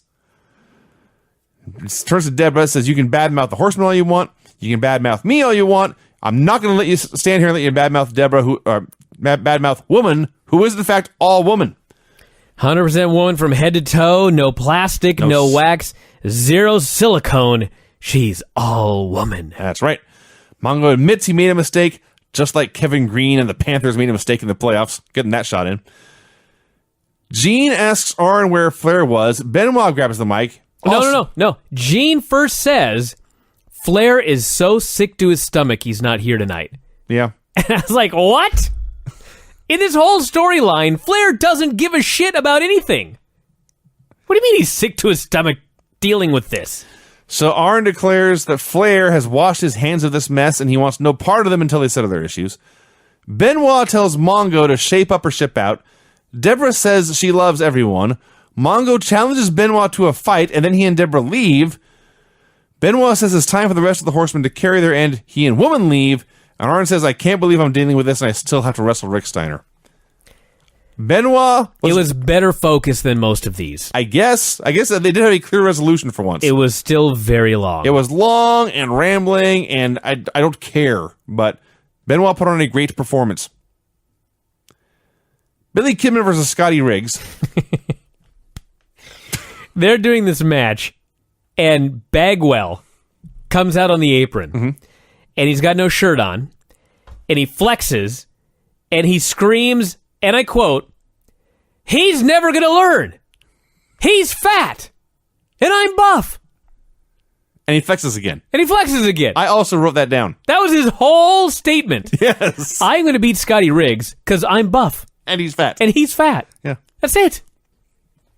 So Scotty Riggs' single star is what this was. Billy missed a 450 splash, and Scotty had a fisherman's suplex in one. I could not believe they were building up to Buff Bagwell versus Scotty Riggs. Well, you got to do it at least once. The tag team broke up. The tag team broke up in 1995. It seems. Wasn't it a long fucking time ago they broke up? It was a few months ago. Jesus. Who cares about this feud? What else are you going to do with Bagwell and Riggs? Nothing. Put someone else on TV. I see. All right. Fair enough. Lee Marshall did the road report. He made a weasel joke. Lex Luger versus Rick Fuller. I shouldn't be so mad about Riggs and Bagwell. I don't mind. Like Bagwell is funny here, and you know Riggs is pretty good, and I'm sure they'll have a fine feud. It's just like I could have sworn this ended a long time ago, and now it's just back. It is true that Bagwell joined the NWO and then immediately vanished. Yeah, that is true. So suddenly he's back to start feuding with Riggs. Lex Luger versus Rick Fuller. Rick Fuller was a big dude. And my first thought was they were just scouring the earth for any large men to put in the torture rack for Lex here. Fuller actually wrestled a long time. He was with WCW until the end. He was teaming with Prince Albert in All Japan as recently as 2008. Wow. He did very well for himself. Not here tonight. No. He's out there. He's big. He's got a baggy singlet. He's out there to be Lex's victim. And Lex comes out, and when I talked about New Orleans going crazy for Harlem Heat earlier in the show, I had no idea the passion these people were capable of. Oh, and it's not even like it was just this show. Every time this guy came out to rack somebody, they went crazy. Mm-hmm. And it's very simple. He comes out and does his flex. His music plays. His basic pyro goes off. Everyone loses their shit. Comes out and does a match. Sells for most of it. Then he does the big jumping elbow spot with a steel forearm. Hits a few like maybe a power slam. Then he gets the torch rack and everyone loses their mind. It works every week. They literally, I'm not even joking. There were people in the audience that were leaping up and down and cheering. They were so excited to see Lex Luger put this guy in the torture rack. It was nuts. And it's not even like he's put men much larger than this in the rack. Yeah. Fuller was a few inches taller than Lex, probably weighed about the same. They cheered like somebody had won the world title. Yeah. He racked this Fuller. He hit the move he hits every week. Yeah. But it's Lex Luger, so they went crazy. So Luger wins as he is going up the aisle. Who should come out down the aisle but the Giant? And they had just had a match on pay-per-view, which Lex was the victor. And since then, Giant has turned his back on the NWO, and there is an enemy of my enemy is my friend thing going on here. They had a long stare down. Giant was unflinching. Luger was hesitant about the whole deal. And after, 30 seconds, they mutually circled each other. Neither man had to back down or get out of the other's way. Two ships passing in the night. And they never took their eyes off each other. This was, there was great respect here. This was not, no hatred. But also keep their eyes on each other because they weren't sure they could trust each other yet. That's right. Because this stuff used to make sense. Lex and the Giant have been feuding for years at this point. They were not going to suddenly be pals just because Giant also didn't like Hulk Hogan. So Giant came out. He was interviewed by Gene in the ring. He said, this is not about any promotions. This is not about WCW. It's not about the NWO. It's about two men, myself and Hulk Hogan. He said he wanted the world championship. He was not going to settle for being a bookend anymore. He was the guy in the NWO holding them all together. And now they're falling apart. And he was going to be the world champion again. And I didn't write down much of what he said, but trust me, it was a hell of a promo. He had a great promo. This is not news, but this guy was very talented from day one. It's amazing. He was good in the ring. He was good on the mic. He was a great... Here's the thing. He's still to this day. If you want to know why the Big Show has turned 35 times in his career, it's because he's great at turning.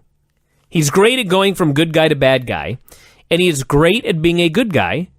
And he is great at being a bad guy. He's quite great. Yeah. He really is. Arn Anderson versus Rick Steiner.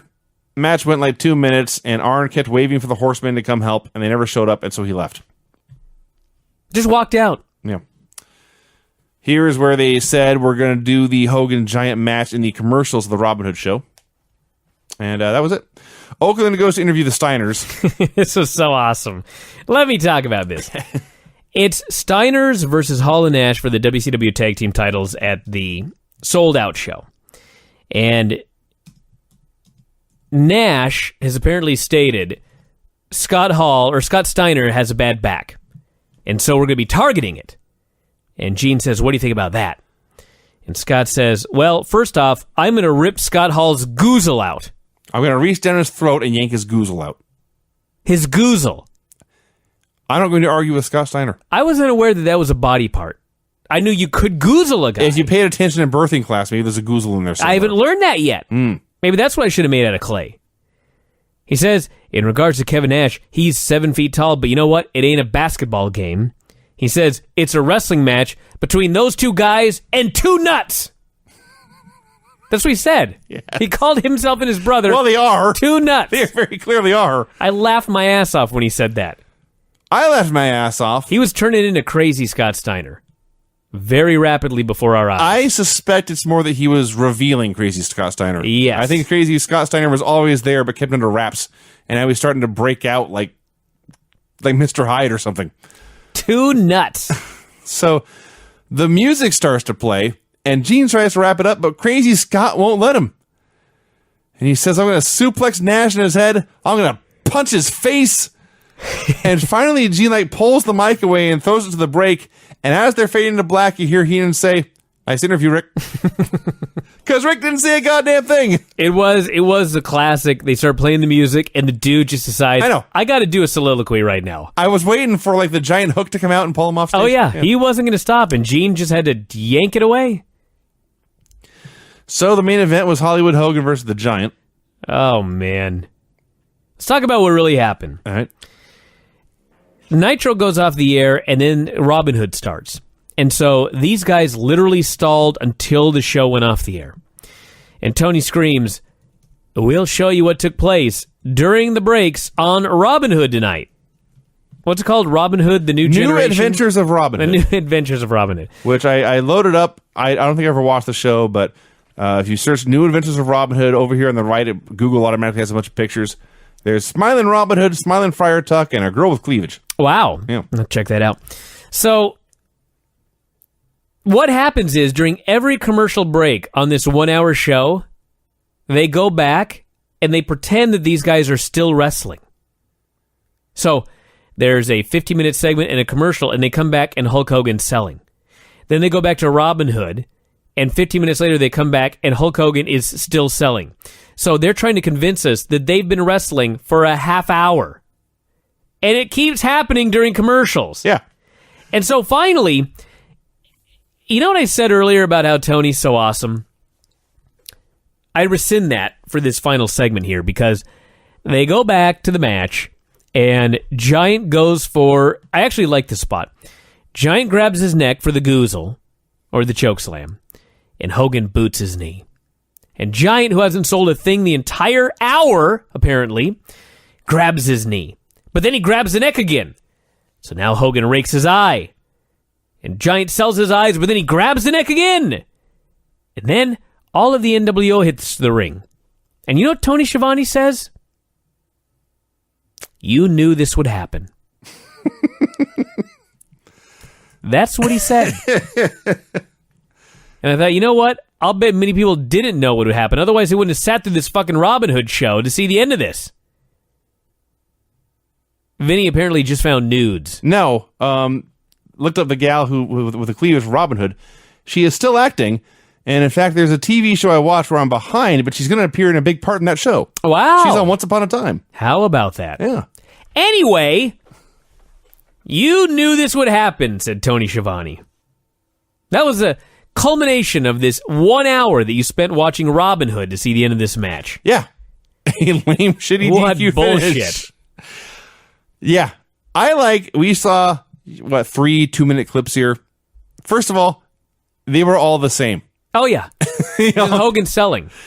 But it was funny because, first of all, Giant was doing all of Hogan's babyface spots because Hogan obviously put the whole thing together.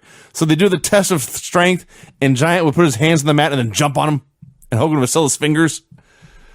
But I got to be honest, Hogan taking like one move and doing over-the-top comedy selling, Yeah. I enjoyed that a lot. What I loved was Hogan did so many matches with Flair that as a heel, he would do kind of some of his spots.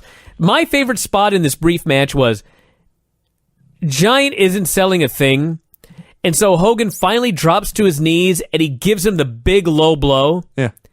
and Giant doesn't sell it. Apparently he has no balls. But as Hogan gives him the low blow, Hogan stands up and he turns around and he starts celebrating because he just hit this guy in the balls, not knowing the Giant's not selling. And when Hogan suddenly turned around and there's a Giant not having sold his balls, freaks out and does the happy hands. Ah! No! Amazing. I like when Giant's doing chops in the corner, and he's not even doing the chops he does now where it's the big overhand blow. Yeah. He's just doing Ric Flair chops. And he'll do one chop, and Hogan will grab his chest, and his eyes will bug out, and he'll roar back and forth, and he'll tiptoe over to the other corner, and then turn around and they'll do it all again.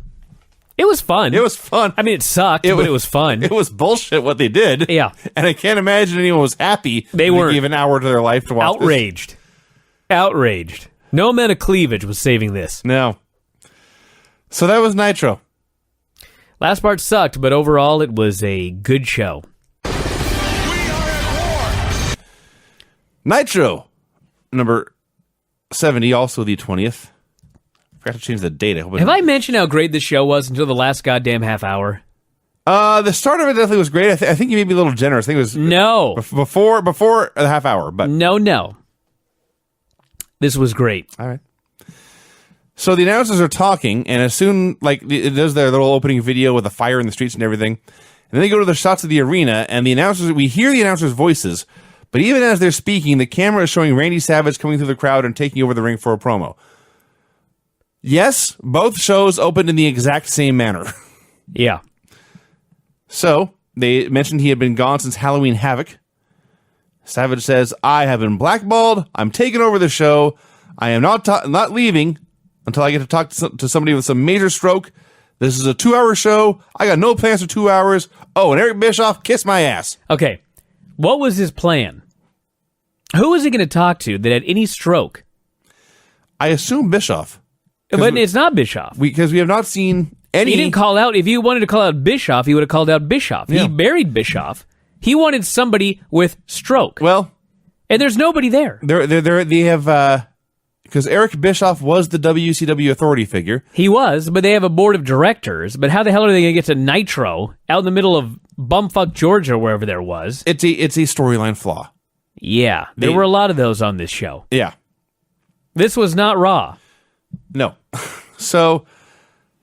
And I do love... Go ahead. I just want to say that Savage's plan was to hijack the show. Yes. So he comes out, and he sits in a metal folding chair, and he essentially pouts. Yeah. And, the gimmick was, in storyline, this wasn't planned, so no one would know what to do. So no one knew how to react to this, which meant Randy Savage had to sit in a chair for like 3 minutes in the middle of a wrestling ring and be entertaining. Yeah, but you know what? This kind of thing draws ratings. Train wrecks? Yeah, just like I was wondering why is this guy sitting in the ring and where is this going? I was just going to praise Randy Savage, because this fucker pulled it off. Yeah, he's a very You've never seen charismatic a man sit in a chair so well. Well, I'm sure Flair. He likely could sit in a chair as well as him. Yeah. But. So he's sitting in the chair, and he wants somebody who has some stroke. Well, we found out that is apparently the director, Craig Leathers, who had a plan to get this man out of the ring. And that is, let's just send Chavo Guerrero down to the ring for his scheduled match. Chavo Guerrero, they explained, we have a scheduled opener here, Chavo Guerrero versus Max Muscle. No, just Max. Oh, that's called him Max. I don't know why, but for some reason they didn't want to call him Max Muscle anymore. Well, then people may get the wrong idea. He's just Max. He's just Max. What a fucking name. As soon as they announced this is the match that is being delayed, I thought, Jesus Christ, Randy, stay in that chair for all 2 hours. They were trying to guess where Savage may have been in his time off. Larry Zbyszko suggested a monastery. Yeah, he'd been a monastery in Tibet. I find that doubtful. Yeah. Chavo came out completely bewildered. He was very tentatively entering the ring. Savage just kind of brushed him aside. Chavo tried to plead his case. Savage wasn't listening. Yeah, Chavo's like, hey, dude, get out of the ring. I'll even hold the ropes open for you. Mr. Savage, I have a chance to do my job and earn some money here. And the longer it went, the more frustrated Chavo got. Kicking the ropes in frustration is always a great spot. And finally, Savage... This went on long enough, by the way, that there were some boring chants. In fact, 7 minutes into the show, all that had happened was Randy Savage sitting in a chair and people were starting to boo. Yeah. At that point, Savage, a pro, got up and punched Chavo out. Threw him over the top rope and sat back down. Crowd exploded. Yeah, now they were cheering. Yeah. Oh, we don't want you sitting in a chair. But once you beat up a man and sit in the chair again, now we're cool with it. That's right. At least we saw some violence. So Max comes out. Yeah, this is the next idea. Well, Savage beat up this guy. Mm-hmm. Let's send out Max. Max is bigger. Yeah, his opponent for tonight. Also, poor Max. This was legit his Nitro debut. I think he's been on before. Has he? I think so. Maybe I'm wrong. I remember, yeah. So it did not go well. He got laid out as well. It was very weird because Savage attacks him. He beats him up. And Max Muscle falls down in the corner. And Randy Savage, there's a folding chair in the ring. So Savage stands up, and he folds up the chair, and everybody starts cheering because they're hoping to see a big chair shot. And then I guess Randy thought, I gotta sit in this chair again. All right. He unfolds it, and he sits back down. Everybody booed. Well, his quarrel was not with Max. That is true. Max does not have stroke. But he teased the fans, and they did not deliver. That's true. That is true. The ref tried to reason with him. Savage laid him out with palm strikes to the face. Yeah, he started slapping the shit out of him and then threw him out of the ring. Him out. Doug Dillinger came out. Savage shoved him down, took a kind of a scary fall into the ropes. Oh, yeah. Bad things can happen to your neck there. Remember that, by the way. Doug Dillinger took a bump. Yes. Okay. Of sorts. Alex Wright came out. That didn't work. Savage was now wielding the chair like a weapon, daring anyone to come out and fight him. And then, for the first time in Nitro history, Sting descended from the rafters. That's right. They were in the United Center in Chicago. This was a long descent. I guess that's not bumfuck. No. It's a fairly large city. So he descends. He's down by the announce desk. Larry is convinced he is a member of the NWO. Well, he's been convinced for like 4 months now. Yeah. For once, Larry doesn't know what he's talking about. Yeah. So Sting makes his way down to ringside. Everyone else parts like the Red Sea. Just let him go. And Savage is still in his chair. Sting's looking at him with a bat. They are both making it eminently clear they do not sweat each other. And Sting circles around him, starts hitting the chair with a bat. Savage doesn't flinch. And then Sting does the gimmick where he puts the bat under the chin and then the chest. And he starts poking Randy with the bat a few times. And then he offers Savage the bat, turns his back, and gives him a free shot. And Savage declines. Sting knows he can trust Randy. And they leave together. And Tony and Larry are baffled. Yes. What could this possibly mean? They showed Masa Chono declaring allegiance to the NWO again. And he got disqualified against Chris Jericho for kicking too much ass in that same night in a horrible match. This is to build to Jericho and Chono having a rematch that sold out. Which, by the way, this was the go-home show for. Alex Wright and Chris Jericho. This was amazing. That's one word for it. We had Jericho versus Alex Wright. And then, after this, we had the fake Sting versus Scotty Riggs. Yes. Can you guess which match got boring chance? Well, I watched, but yes. Jericho and Alex Wright. Do you know why? It was a 2-minute match. Well, so was the other one. It was Alex Wright and Jericho. The crowd hated Alex Wright from the get-go. They were booing this guy. And it's a Jericho match, very spot to spot to spot to spot. And then Alex Wright fucked up a spot. Bad. And so Jericho almost immediately just cradled him and won. Yeah. Like, I don't know if their time got cut or if he had lost faith in Alex Wright. Based on that opening segment, I would bet that their time got cut. Well, that opening segment did go a long time. And God knows we have to air fake Sting versus Scotty Riggs. Dude, when you look at the matches in the show and what could have been cut, the answer is almost all of them. Oh, come on. So, Wright fucks up a spot. Jericho pins him with a roll-up. And the saddest thing was the fans hated Wright anyway. Then he fucked up a move and they all knew it. He gets pinned. He sits up and he gets up and holds up his fists for cheers and they'll boo him more. Poor guy. Well, you never give up. So yes, we got fake Sting versus Scotty Riggs. Now, you said that there were many things on this show that could have been cut. This was not one of them, Vinny. You want to know why? Because A, we got to hear the awesome NWO B-Team music. Okay. That song is great. I mean, it's horrible, but it's great. It's horrible entrance music. Larry then says, they're talking about the fake Sting. And Larry goes, we shouldn't call this man Sting. No. And Tony says, well, what should we call him? We can call him Bogus Sting. Yeah, what do we call him? Bogus Sting or fake Sting? And Larry alerts the I world. know exactly where you're going with this. I think we should call him Stink. Yes. He is so proud of himself for coming up with the name Stink Yes. for the fake Sting. Clearly a young AJ Styles, somewhere in Georgia, was watching this show and howled his head off that Larry had called this man Stink. And, in fact, for this entire match, every time that Larry Zbyszko talked about this man, he called him Stink. I was going to say AJ watched this match and thought, that guy in the ring there with the face paint, he's doing everything wrong. He was. You know what? He did a lot of Stink. He did a lot of things wrong in this match. But you know what was not wrong? Out comes Buff Bagwell, who is feuding with this Riggs. And Riggs is distracted. By what, you ask? He is distracted by Buff Bagwell standing in the aisle and screaming, "He's fat, and I'm buff!" This is tremendous. That distracts Scotty Riggs. Yes, he is self-conscious Yeah. about his 18% body fat. But, Stink then tries to take advantage of this distraction, but he fails. Well, let's describe this. Well, let me get to my point. All right. Riggs is a babyface, and they're kind of trying to do something with a little bit, meaning they're doing a bad feud with Buff Bagwell. Yeah. But because he's the babyface, he's not a goddamn idiot. Right. So he is not beaten after this distraction. Instead, he hits a flying forearm. All of the NWO B Team League of Nation Geeks hit the ring, and he bails. And he gets away, and he's safe. Because he's a babyface, and he's not a goddamn idiot or a jobber. All right, here is some stuff you missed.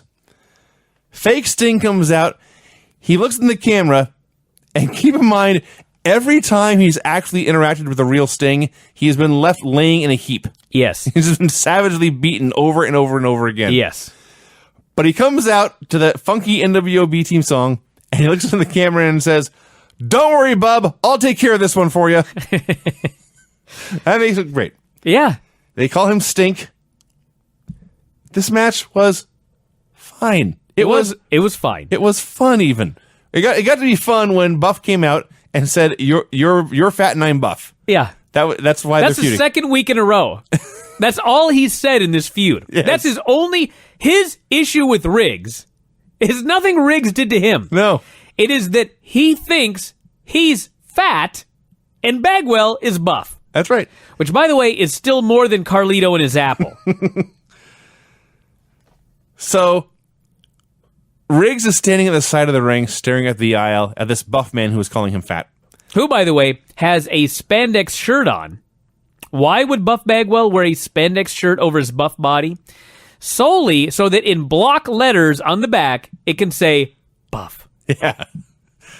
He went to the trouble Yes. of having this goddamn spandex top made with Buff on the back. Buff Bagwell was awesome. For his character. Yes. So Stink sees Scotty Riggs' back turned, and he thinks, "I've got him." And he clasps his hands together and raises them high over his head. Because he's going to deliver an axe handle. I'm going to be running an axe handle. And he charges across the ring. And it felt like this ring was 100 yards long. He's running and running and running with his hands over his head. And Riggs dodges and lays him out with the elbow. And then 5 men hit the ring, and so Riggs ran away. Although he managed to, from the safe side of the guardrail, he still managed to get a slap in on Bagwell before he fled. I loved it.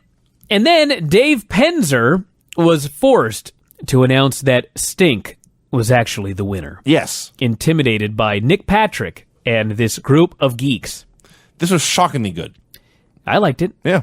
I told you this show was great, dude, till the last half hour. My only dispute was, I think it nosedived sooner than you remember. Oh, no, my friend. They had a video of Ric Flair interviewing Bob Probert of the Chicago Blackhawks. This is funny. They're in Chicago, and the local sports hero is a wrestling fan, so they want to get him involved. But he was working in another city. So they did a video with him saying it's a good thing I'm in Buffalo, not Chicago, or Hulk Hogan would be in trouble. And as far as promos go, thank God Ric Flair was there. I've said that many times in my life. Well, yes. Thank God Ric Flair was there. Speaking of Chicago, Steve McMichael teamed with Arn Anderson to wrestle Eddie Guerrero and Jeff Jarrett. Hey, as we're all aware, myself included, Mongo was mega over in Chicago because he was a former Bear Yes, he and a Super Bowl champion. He played football in that town and did very well. That's right. And so the place was going absolutely crazy for him, and so they put him in the ring. Now, he tagged in with Eddie Guerrero. And I thought, one of two things is going to happen. This is going to be really good, or it's going to be really, really, really bad. It was really good. They kept it very simple. They did like a tackle spot, and nothing crazy happened, and it was good. It was quite awesome because he tags in, and they built to the tag. Arn started the match, and after a minute or two, he pointed to the corner, and everyone cheered. Even the heels love working the crowd. So Mongo tags in, and they're already cheering. And then he pushes, it was Eddie. He pushes Eddie in the ropes, And just from their positioning, you can see it a mile away. He's going to shoulder block this man. Yeah. And that guy weighs probably not 300, but close, 280 or 290. And this small man here is closer to 200. Oh, God, 180. I can figure out how this is going to end up. And Mongo shoulder blocked him, and Eddie went down, and Chicago cheered like he'd won the Super Bowl again. Yeah. It was nuts. He successfully executed a move. Yeah. That's big news. That was big news. They worked him over for a while, worked him over on the floor. Everything was going along fine, and then in an instant, everything fell apart. Eddie disappeared. He ran away. We were told, not shown, but told that Six had appeared and Eddie had gone after him. Well, that happened, but it was after Eddie all of a sudden is just seen running through the curtain. And Larry used to always know what was going on. Like, he seemed to always know where the storylines were going. Now it appears that Larry doesn't even know what's going on live on the show. Yes. Because he has no idea where Eddie went, and so he says, Eddie, what a coward. And there's like a pause as they're trying to figure out, why did Eddie Guerrero randomly just run away? And finally, Tony gets word from the back. Six was on a ladder somewhere. We don't even know where. It could have been in Florida, because I never saw him. I never saw him either. And Eddie went after him and disappeared. Yeah. All right, so now it's 2-on-1 Horseman against Jarrett. Arn puts Jarrett in a Boston Crab. Yes. Mongo, to expedite the submission, comes in and begins to stomp Jarrett in the head. Yeah. Deborah gets in the ring. Now let's recall, Deborah is Mongo's wife, but she has a crush on Jarrett. Yes. So she removes her sash, and she's in the ring, but she throws it at the ref, and the ref sees this, considers it the same as throwing in the towel, and waves off the match. Yes. Via corner submission. Yeah. Even though she's not in his corner. Yeah, she's on the other team. She was in the other team's corner. More UFC people should try this. I was just like, My guy's got him beat. Here's a towel. yeah, she threw in the towel for the other guy. Yes. And the referee was like, all right. Yeah. Wait, there's more. So because of Deborah's actions, Jeff Jarrett has lost, and Arn Anderson has won. Jarrett was fine with this. Arn was pissed. Yeah. What the hell was happening in this segment? Dude. They go to Gene Yes. after this match. And if you remember, for a month at least, everything was going wrong with the Horsemen. It's been longer than that. And, that's been going on for about a month. Everything was going wrong, and Gene would interview the Horsemen, and Benoit would be mad at Mongo or Deborah. Woman hates Deborah. Arn is mad at Mongo. Mongo wants to know whatever the fuck was going on. And then they would go to Ric Flair, and Flair just wanted to party. He didn't give a shit about any of this. It was a big joke to him. He was glad that Benoit was fucking Nancy. He didn't want anybody to be mad, and he just wanted to go out and party. Correct? Yeah. Okay. So randomly last week, Flair isn't there. And Gene says, Ric Flair is so upset about what is going on with the Horsemen that he did not show up tonight.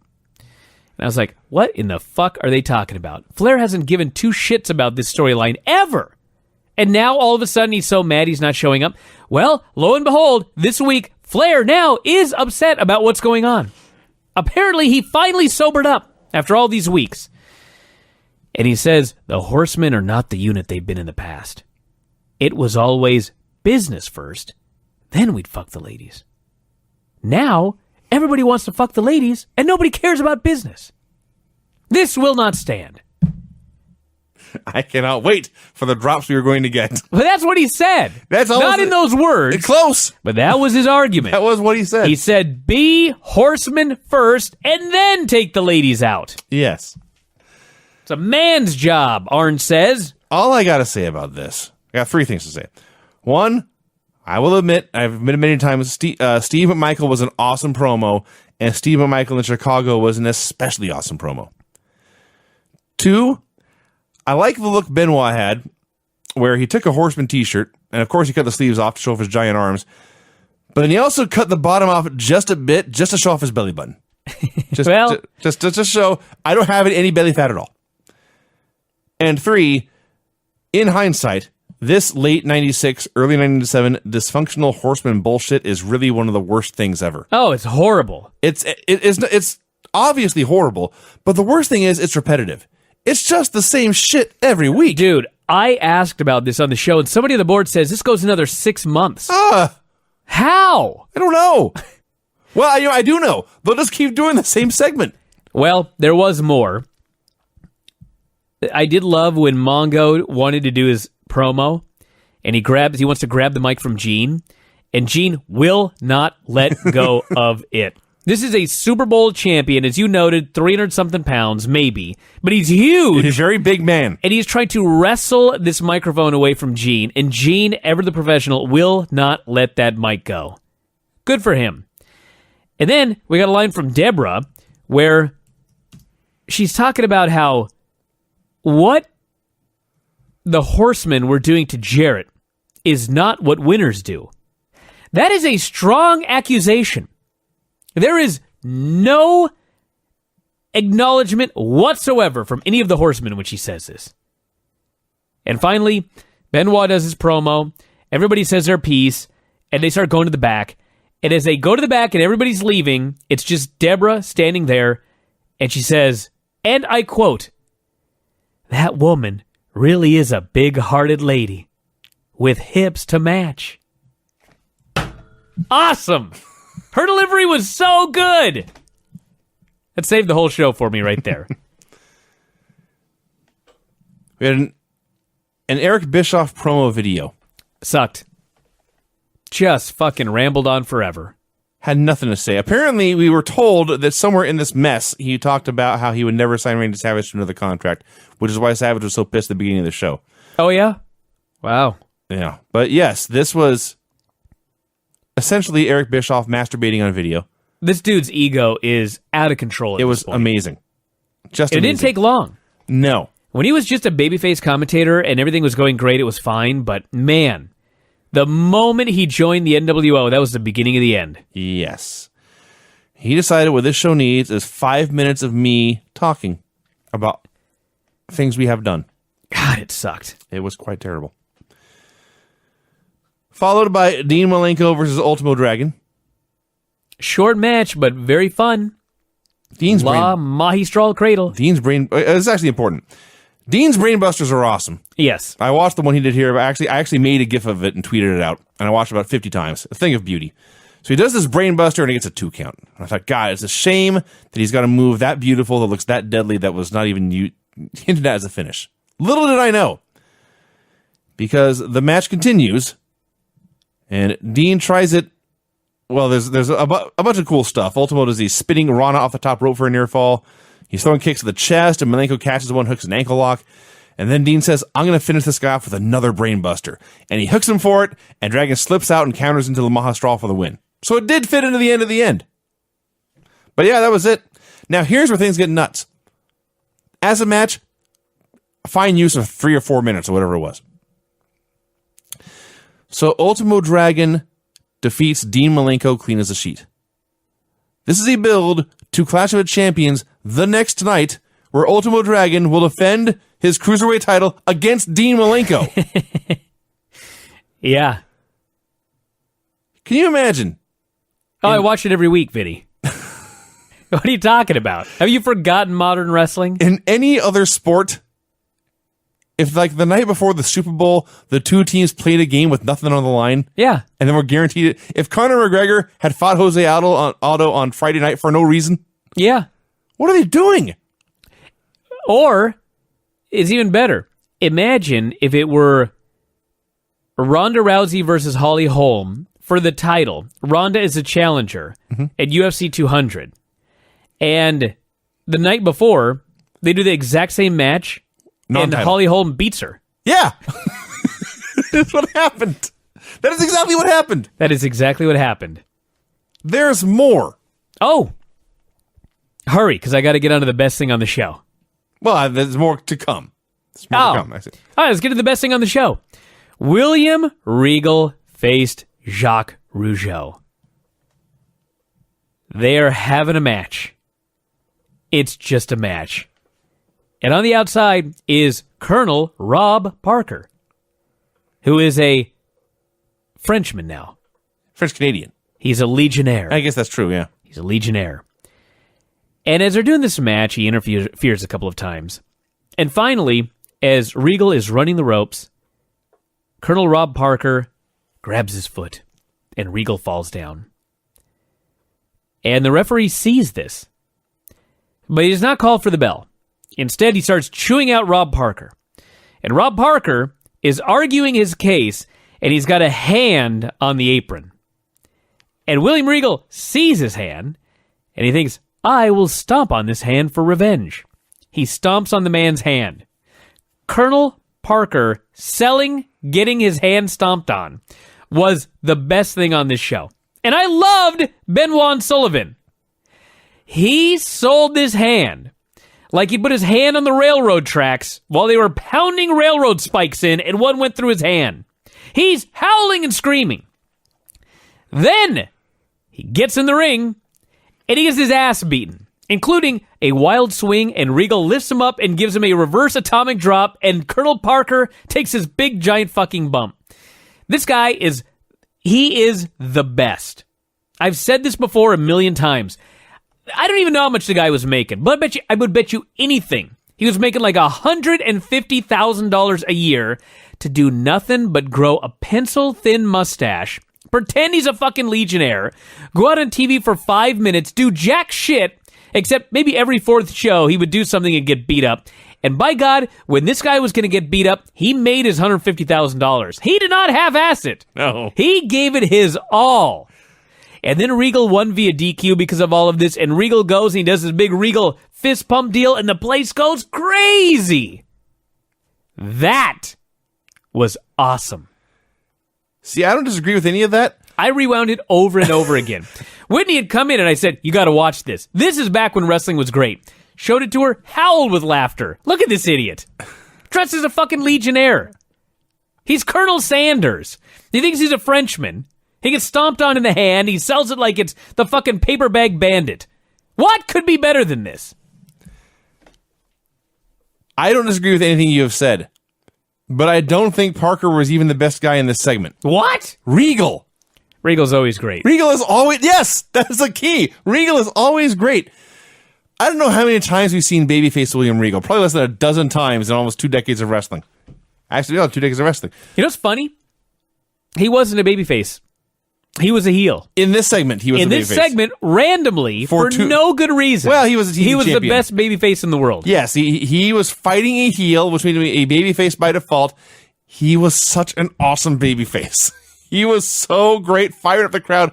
Babyface fires Steven Regal, lighting all of Chicago on fire. Yes, I just said that. The other great thing about this was Jacques is singing the national anthem, and the announcers point out something I pointed out months ago. He doesn't even know the words.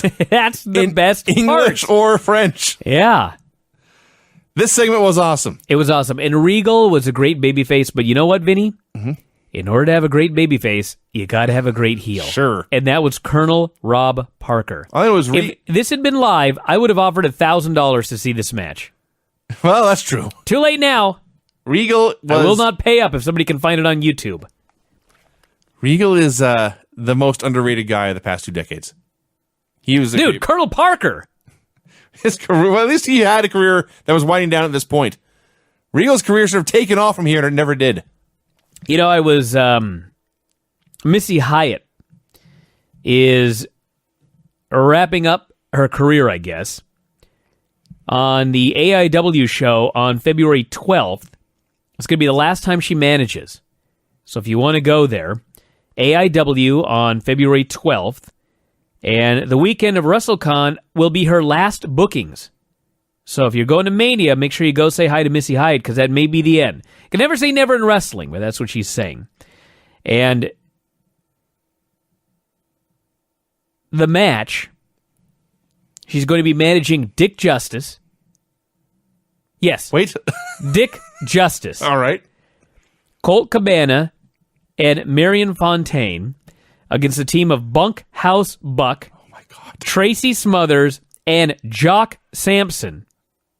And in the corner of that team is Robert Fuller. Yes. You're going, aren't you? Can I get a match with Robert Fuller? That's your best what bet. I would give. Show up in that building is your best bet. That'd be my retirement. For real this time.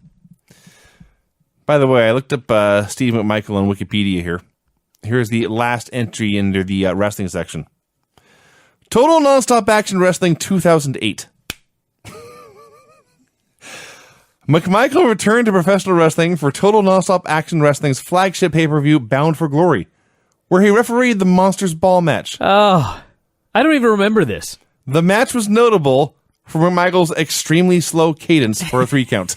That's all it says. Well, was he consistent? That's all it says. Because who cares if he's consistent? Yeah. I would imagine so.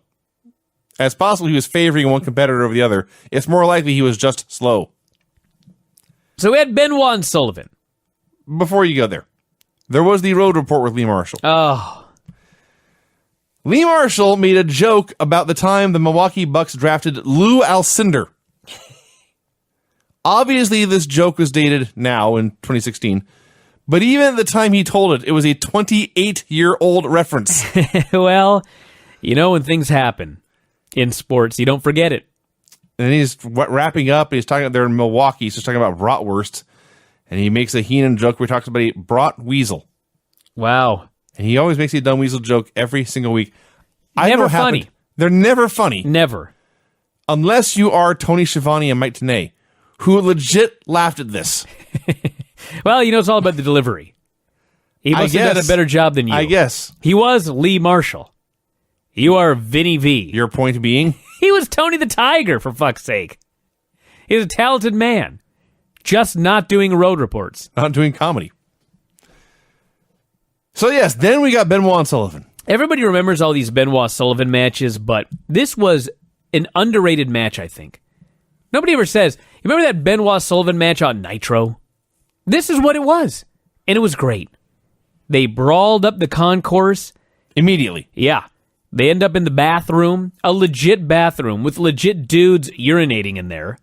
And they didn't get rid of these fans once they went in, so these fans don't care about the violence in front of them. They only want to mug to the camera. Uh-huh. Child in there. Should have got him out of there. Doug Dillinger takes his second bump of the evening, for those of you keeping track. They are mobbed with fans. And finally, as they're trying to brawl their way back downstairs, they have a shot from behind of Nancy, and she has taken both of her high heel shoes off, and she is hitting fans to try to get them the fuck out of the way. Yes. This was crazy. Nowadays, there would be security everywhere, and they would cordon off the area, and they would have like plants and indie workers. Not here. These were real fans. Oh, yeah. Shoulder checking Sullivan. It was crazy. It was insanity. And they were legit, the cameraman and woman both, legit had to fight their way through fans. And I do say that, fight, to keep up with the action. I just want to say two things. When they go in the bathroom, it's not that they're just chopping each other. They're falling down on the floor and rolling around. And, yeah, listen. The floor under the urinal is just as dirty as the urinal itself. If you women, if you've never been in a major arena bathroom, it's gross. Dude, don't go in there. No, and certainly do not roll on the floor shirtless.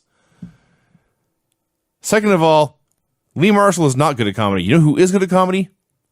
Bobby the Brain Heenan. Oh, yeah. Who casually says, "Look at Benoit. He's flushed." I laughed and I laughed and I laughed and I laughed. I also love when they have been brawling in the concourse. Mm-hmm. They have been brawling in the bathroom. They have been brawling all over the building. They are drenched in sweat. They are covered in beer and urine. Oh, yeah, this is the key. As they're going through the crowd, first Sullivan grabs a beer and pours it over Benoit, and the fans all join in and start dousing both men with beer. Yes. And all I could think was, good, please rinse this urine off me with beer. So they are drenched. Beer, urine, sweat, blood, and they roll their asses into the ring, and the referee looks at them and he goes, "Ring the bell!" That's right. God damn it, we're going to have a match. And we got a match that officially went about 90 seconds. Yeah. But the actual brawl went about 10 minutes. Heenan got his second great line in this segment when Benoit put Sullivan on the top rope for a suplex, and Heenan screams, "Sullivan's never been up there!" So, the bonk heads, woman takes the ref, Benoit goes up top, Jimmy Hart passes the ring bell to Sullivan, Benoit does the diving headbutt, but Sullivan catches him with a bell. Thank goodness it is not as bad as it sounds, because I went back to watch, and Benoit caught the bell with his hand. Thank God. But Sullivan then pinned him.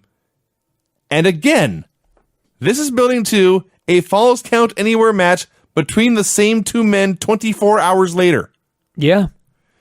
That is Now, absolutely correct. I will say, this was so awesome, I wanted to see them fight more. So in that sense, it worked. I think they had the same match, They may well have. actually. But, yes, this booking is bizarre. And this was where the whole goddamn thing just Well, that I don't disagree with. went off a cliff. I don't disagree with that at all. Maybe it just felt like more than a half hour. God, I don't know. This went on forever and nothing was good. The NWO comes over and takes the announce desk. It's Nash, Bischoff, and DiBiase. You know what's so funny about it is Bischoff comes out, and think about this. Bischoff says, the show has sucked up to this point. Yeah. So I'm going to rebook it on the fly. Yes. And then the rest of the show totally sucked. Yes. So this is when he should have had the book taken away from him. There's a quote here when he was on commentary and explaining the new matches he was doing. This is what he said on the air. "This is a lousy show the way they've got this laid out here." Yeah. And then he explained all the new matches he was doing. So his first match, I guess, was Carl Ouellet versus Hacksaw Duggan. What the fuck? That's what you booked because you thought the rest of the show was terrible in storyline? Yeah. Hacksaw against Jean-Pierre Lafitte? Hacksaw, a moron, calls out Sting again, begging him to be dropped on his head. Let's see. They went a minute or two. All you need to know is right in front of the referee, Hacksaw blatantly taped his fist again and punched Lafitte and got the pin. It's worse than that. The Steiners came out, attacked both Canadians. They attacked Carl Ouellet, who was in this match, and then Duggan taped up his fist and won. Yeah. So there was interference and a taped fist spot, and they still counted it. Hey, booking on the fly. I guess so. Should also note that when Bischoff was making all of his matches, he said that he was going to book Scott Hall versus Booker T in what Bischoff said was Hall's first ever match on Nitro. I know it wasn't. But he's been there 8 months. Well, yes. And if he has had a match on Nitro, he hasn't had a lot of them. No. What a fucking gig. Yeah. Yes. He didn't do a goddamn thing. Life was good for Scott Hall, Kevin Nash, and Sting in this time. Get a bunch of money, hang out. And you know what it proves? Because Nash didn't work a lot of these shows. No? And Hogan rarely wrestled on Nitro. Yeah? If you have superstars, they don't even have to wrestle. No. Certainly not on every goddamn single show. It's okay to highlight other guys. Yes. That's actually a good point. So they went over the NWO DDP storyline. And in hindsight, boy, do they look stupid here. And they being the NWO. Because they didn't always show replays from the pay-per-view because they wanted you to buy the replay. So we were told that Paige had a U.S. title match against Eddie Guerrero, and the NWO had cost him the title. And I assumed they had gotten him disqualified, or pointed out to the ref he had cheated, or something. No. They attacked him with physical violence. Scott Hall hit him with the outsider's edge, so Eddie could pin him. And then the next night, when he responded to their physical violence by turning down an invitation to join their gang, they were surprised. Yeah. What dummies. Well, heels. Well, yeah. They were so cocky. They thought, this guy wants to be in the NWO so bad, if we beat his ass, he'll still join us. Yes. Now, when they were talking about this, they were selling it not as if they were angry and looking for revenge. They were just disappointed. It was a poor job of building to anything. We got Squire Dave Taylor versus Masahiro Chono. Nick Patrick as referee. Here's everything I wrote down about the match. They did some stuff and nobody cared. I guess Taylor was the babyface. Chono kicked him in the face and won with an STF. Or, as Nash called it, is that what that thing's called? This led to Booker T versus Scott Hall in what I believe actually was Scott Hall's singles debut. I'm pretty sure they did a tag match about a month in. 8 months. Yeah. He's had one singles match, and it's in February. Yes. And they throw away a singles January. debut booking on the fly here. Nash called Booker a bass fishing OG. Now, Nash's comedy is way up here or way down here? Yeah. That was a good one. He talked about opening a pay-per-view in a match against Hall in this building. They were watching the Rumble, and Bischoff sarcastically asked fans to stop wearing NWO shirts to other promotions' pay-per-views. Why the hell would you say that? Well, Should encourage it. he was being sarcastic. I see. Yes, he was thrilled with the idea I see. of people buying all these shirts and wearing them everywhere. Great.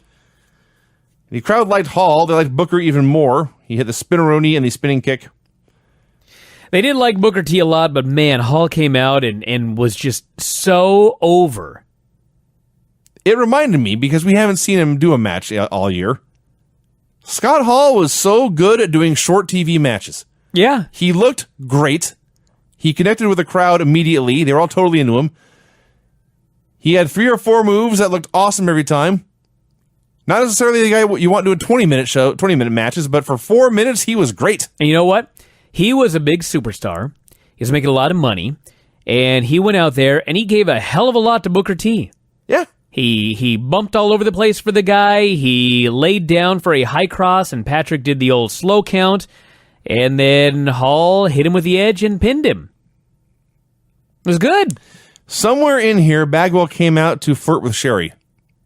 I don't know why or where it went to, or even, well, I don't know anything about it. But the fact that I saw this then made me realize when Stevie Ray came out for the next match, she had changed clothes. Yeah.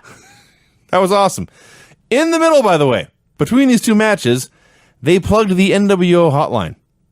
Now, we've been watching a lot of these shows, a lot of hotlines, a lot of ticket sales ads, a lot of call your cable company, whatever, and the phone number is always blocked out. This one was not.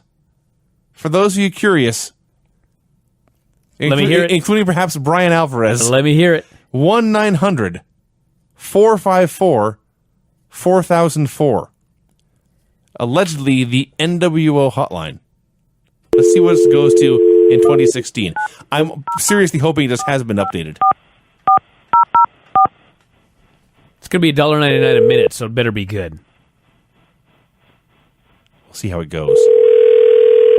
Guaranteed it's a sex line. We're sorry. All circuits are busy now. Busy. All Please circuits try are your call busy. again later. Yeah, too many calls to the NWO hotline all at the same time. Been closed down. I hadn't They're thought of still that. open for business. Wow. See, I was Nope. expecting that doo-doo-doo. I do remember I had when I had the Figure 4 hotline before I shut it down. I later called a few years afterwards, and it was in fact now a porn line. Yeah. Well, it's a reliable business model. In 2016, Apparently. what the hell do you need a porn line for? Some people, I guess, still use them. Jesus. I meant just porn in general. It's like 4K virtual reality porn, and some geeks are still calling the 900 line. Probably at a payphone. So I've heard. Stevie Ray versus Lex Luger. Sherry came out in her new clothes. Even though this was not an NWO match, Nick Patrick was out there reffing. So this match was no good. God, this show just sucked at this point. They brawled, and it was lousy, and Lex won with a torture rack, and Lex did not get the usual Lex Luger reaction. In Chicago, by the way. God, because the show sucked at this point. Well, they were that's done with the show. That's probably it. So I don't know what happened, but Lex put on the torture rack, and the ref declared him the winner, but Lex was angry, but he left. Yeah, I didn't know what was going on. I think you just had residual resentment for Patrick being an NWO referee. And Stevie and Sherry went after the ref, but Patrick fled, and I had no idea what the point of any of this was. And then Hogan came out for the boring 20-minute show closing promo. And I know it only went 3 minutes, but come on. Well, there was one good thing about this. It was not as boring as usual because Hulk Hogan This is about the plane. had told this story about how, and I can't believe he never told this like on Bubble the Love Sponge and thought that it actually happened. He claimed he was on an airplane and it started to go down. And so he busted out the windows with his 24-inch pythons and he flapped, I guess, and landed the plane. with his arms. What? That's what he said. That was the main event of Nitro. That story. Yeah, I mean, Am I making any of that up? no. That's what he said happened. Yeah. And then Giant came out. He had to pretend security could hold him back so they could do the roar spot, and that is the moment it went off the air. That's the moment Doug Dillinger took his third bump of the show. It really was. Wow. I could not believe that Hulk Hogan promo. That was a go-home promo. If you think the Royal Rumble build is bad, the go-home promo for the NWO Sold Out show, this might not have been the go-home promo. Yeah, it was. Was it? Yeah. All right. His promo to build up the match with the Giant. For the championship. It was to talk about some random airplane that was going down, and he saved it with his big arms. Yeah. Only Hulk Hogan. He totally didn't give a fuck. No. Why would he? I don't know. He's making all this money, never wrestled, never did a goddamn thing except be over. As the most popular babyface around. As Nash called him, the world's richest beach bum. The world's richest beach bum, which he was for a long time. Yes. Till the walls came crashing down and it hurt inside. I guess it did. Yeah. Well, that was the show, everybody. Nitro, number 72, also January 27th. What a weird show this was. In many ways. It opened with Fallout from Sold Out, which was also a weird show in many ways. Oh, yeah? Yeah. Tell me more. Have you seen A it? weird show. It was the worst fucking show ever It's up there. in history. But there have been bad wrestling shows Not like this one. that didn't. That's what made it weird. They had a bikini contest, and the girls weren't hot. Yeah. That's weird. That's bizarre. That is weird. And then Eric Bischoff kissed one of them. This is weird. So anyway. I won't argue that it's weird. Yeah. That's not the first word I would have come up with. What a weird show. Well, it was. It's very weird. It was horrible. It was that too. It was weird and it was horrible. There was one good match on that show. Yes. That is true. So, regardless, this Nitro here opened with Eric Bischoff, Kevin Nash, and Scott Hall at the announce desk. These men had the microphones for the entire first segment. I believe 9 minutes passed before Kevin Nash actually said a word. There were points when he laughed into the microphone, but I don't know if he said anything for 9 minutes. He's even lazy on commentary. What the hell was there to say? Hall was talking a bunch. Bishop was talking a bunch. You're a commentator. Say something. So they explained, or actually they showed, the Steiners had won the tag titles from the Outsiders at Sold Out due to WCW referee Randy Anderson coming in to count the pin. Pee-wee. Pee-wee Anderson. So Bischoff then calls Anderson out and gives him a browbeating. Anderson explains, I was in the building because a WCW promoter had given me a ticket to the show as a gift. Bischoff says, look, we cannot have referees taking gifts. It's like a bribe. It's not a comp. I have no choice but to terminate you. They're not allowed to give comps. No. Brian, he's a heel. I know, but it was so stupid. If you're a heel, just say, hey, you know what? Screw you, fucker. You're fired. Well, there's that. I liked it, though, because Nash had been silent the entire time. Hall had been threatening to kick Anderson's ass. And then he announces, you are terminated. And Hall and Nash both point and go, bah! Heels should always do that. So Anderson sadly sulks away. Bischoff then calls out the Steiners, who come out, and they are separated from the NWO by 4 teenagers posing as security guards. Small, skinny young men. Bischoff explains. You ever notice they were always small, skinny young men? That's Like whenever they had that goofy street team. That's good. So it's just like a bunch of wacky, skinny high school geeks. Yeah. So the wrestlers look big and scary. Yeah. Now, the idea these small, skinny men could keep the Steiners away from the Outsiders, not believable. No. So, By the way, the Steiners wardrobe, I didn't know that Rob Halford had a garage sale. Rick Steiner came out in this leather coat with fringe and sequins. Yeah. and the Bulldogs on the shoulders. And that was Rick. Rick had the Mack truck hood ornament on both shoulders. Yeah. He's Rick Steiner. What do you expect? I don't know. I wasn't expecting this. I'll tell you that. So Bischoff says, you are not the champs. Give us the belts back. and they threw the belts on the ground instead, and Eric threatened to fine them their next paycheck for that.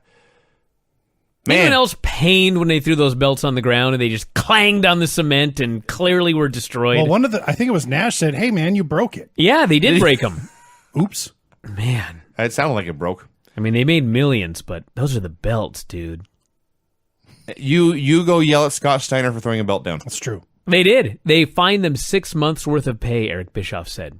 That's true. You won't get a paycheck for 6 months. Now go wrestle. Now go wrestle for free. And these two dumbasses went down to wrestle. I'm glad they did. Yeah, I'm done with heel authority figures on all shows ever. Yeah, no doubt. Yeah. All right, Steiners versus Faces of Fear. You know, when Dave reviewed this match back when it occurred, I believe he called it atrocious or something of that nature. What? Times have clearly changed. This match was awesome. Yeah. I mean, you knew going in that the Steiners versus Ming and the Barbarian sounds awesome.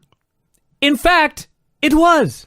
This was the best match you'll ever see with two teams who are never on the same page. No. Yeah. That's what made it great. Yes. Do I really want to see the Steiners, Ming, and Barbarian do a dance? No. No, I want to see them fight. And this whole match was a fight. That's what made it great. This was a battle. Oh, This yeah. was a struggle from start to finish. Let's talk about the two best spots. First off, by the way, Scott Hall, big fan of the Barbarian.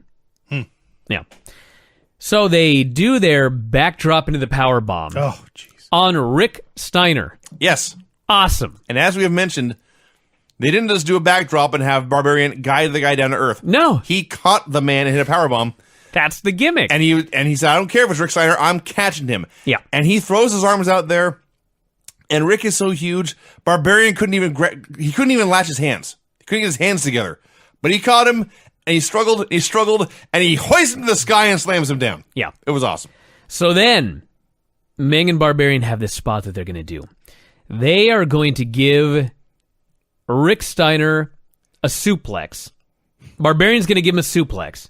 And Ming is going to come off the top with a big splash. Oh. Like Power and Glory, except one guy is just standing in the ring. Right. So Barbarian gives Rick Steiner That was a Scott. vertical... No, it was Rick. my It was bad, Rick. my bad. He gives him a vertical suplex. All Rick has to do is take a bump and lay there. Yeah. But for the first time in wrestling history, a man takes a vertical suplex and sells it by sitting up. Ming It's in the air at this point. Yeah. is in the air, and he doesn't care anyway. Well, that's true, too. It's not like he would rewind if possible. He's just like, it's your fault you set up, you fucker.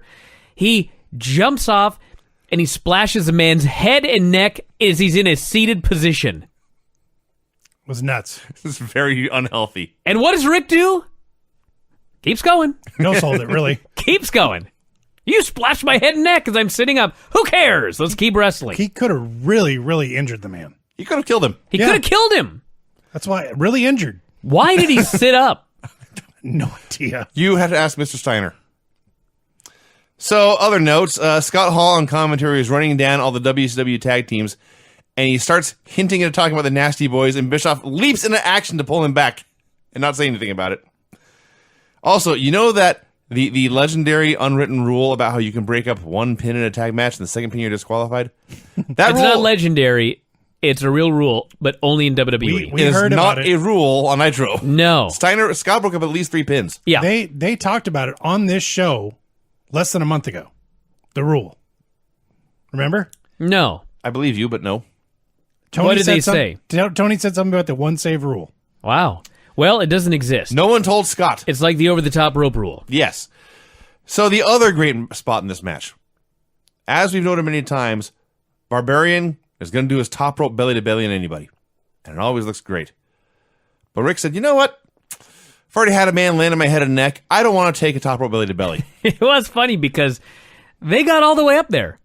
They got all the way up there standing on the top rope for this overhead belly to belly. And as it was happening, I just was thinking, Rick ain't going to take this move. No, he did not. He's going to have second thoughts. I'm sure this seemed like a great idea in the locker room, but after 5 minutes of fighting, they're going to get on that top rope, and Rick ain't going to take this. And sure enough, Rick didn't want to take it. No. They had an alternative plan. And what a plan it was. Rick did, at least. I'm just going to fall on you. Yeah. And that's what they did. On the top rope, they just went, bang. I'm not sure that Barbarian had any idea that was going to happen. I think Barbarian was trying a suplex, and Rick just said, no. Just going to fall. Fall on you instead. So Scott got to make his comeback against Ming. People sure love the Steiners. Oh, they loved everyone on the show. It's a great crowd. And this is so out of control. Ming clotheslines Scott. Scott takes a bump. And then as Ming tries to go around the ring, he trips over Scott. You put him there. So finally, Scott grabs Ming, hits an overhead belly-to-belly for the win. The win. The win. After all of that, yes. He won with a suplex. Yeah. And it was a very, very impressive overhead belly-to-belly. Oh, he's a scary man. Oh, yeah. Ming's a big dude, and he hoisted him up over his head. Yeah. It was pretty amazing. And I loved it. Oh, it was not boring. And then it got better. In the best match ever. Oh, there's the next one? Giant faced the Roadblock. The same Roadblock that Lex Luger just a few months ago put in the torture rack. Yes, another great match. That was also that was Roadblock was an underrated, amazing worker, apparently. So Roadblock comes out. My new favorite wrestler. His name is the Roadblock. Right. At some point in his life, he sat down, maybe with a member of his family, and he said, "You know what I'm going to be? I'm going to be a professional wrestler." And they went, "Oh, wow. What is your gimmick going to be?" And he said, "You know what?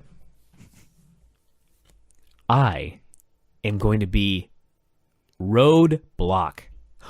Roadblock. Wow. What's your outfit going to be? Well, my legs are going to be a road. And my upper body is going to say, "Road closed." Right. Because I'm the Roadblock. And then he put in the order. Yeah. He went in somewhere and explained this idea to somebody, and they made that outfit for him. I like to imagine him in his kitchen with iron-ons, just making his own gear.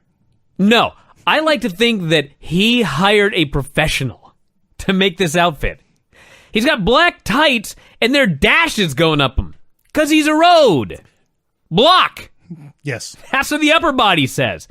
So this giant dude comes out with the Big Show, the Giant. And they do this spot that I still cannot even believe that I saw.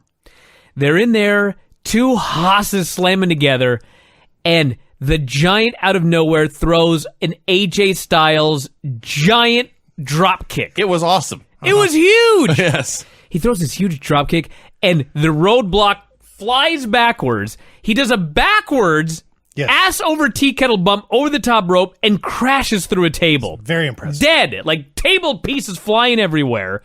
Then they get back in the ring. The Giant grabs him by the neck, and I'm like, this is going to be great. And sure as shit, he lifts him 10 feet in the air, and he choke slams him to his doom. And when it was over, I just thought, last night on the sold-out pay-per-view, the Giant got screwed. This should have been the main event of this show. The Furies, forget this Hulk Hogan bullshit they had at the end. The whole show should have been Giant's here and he's mad. And he's going to come out and he's going to kill somebody.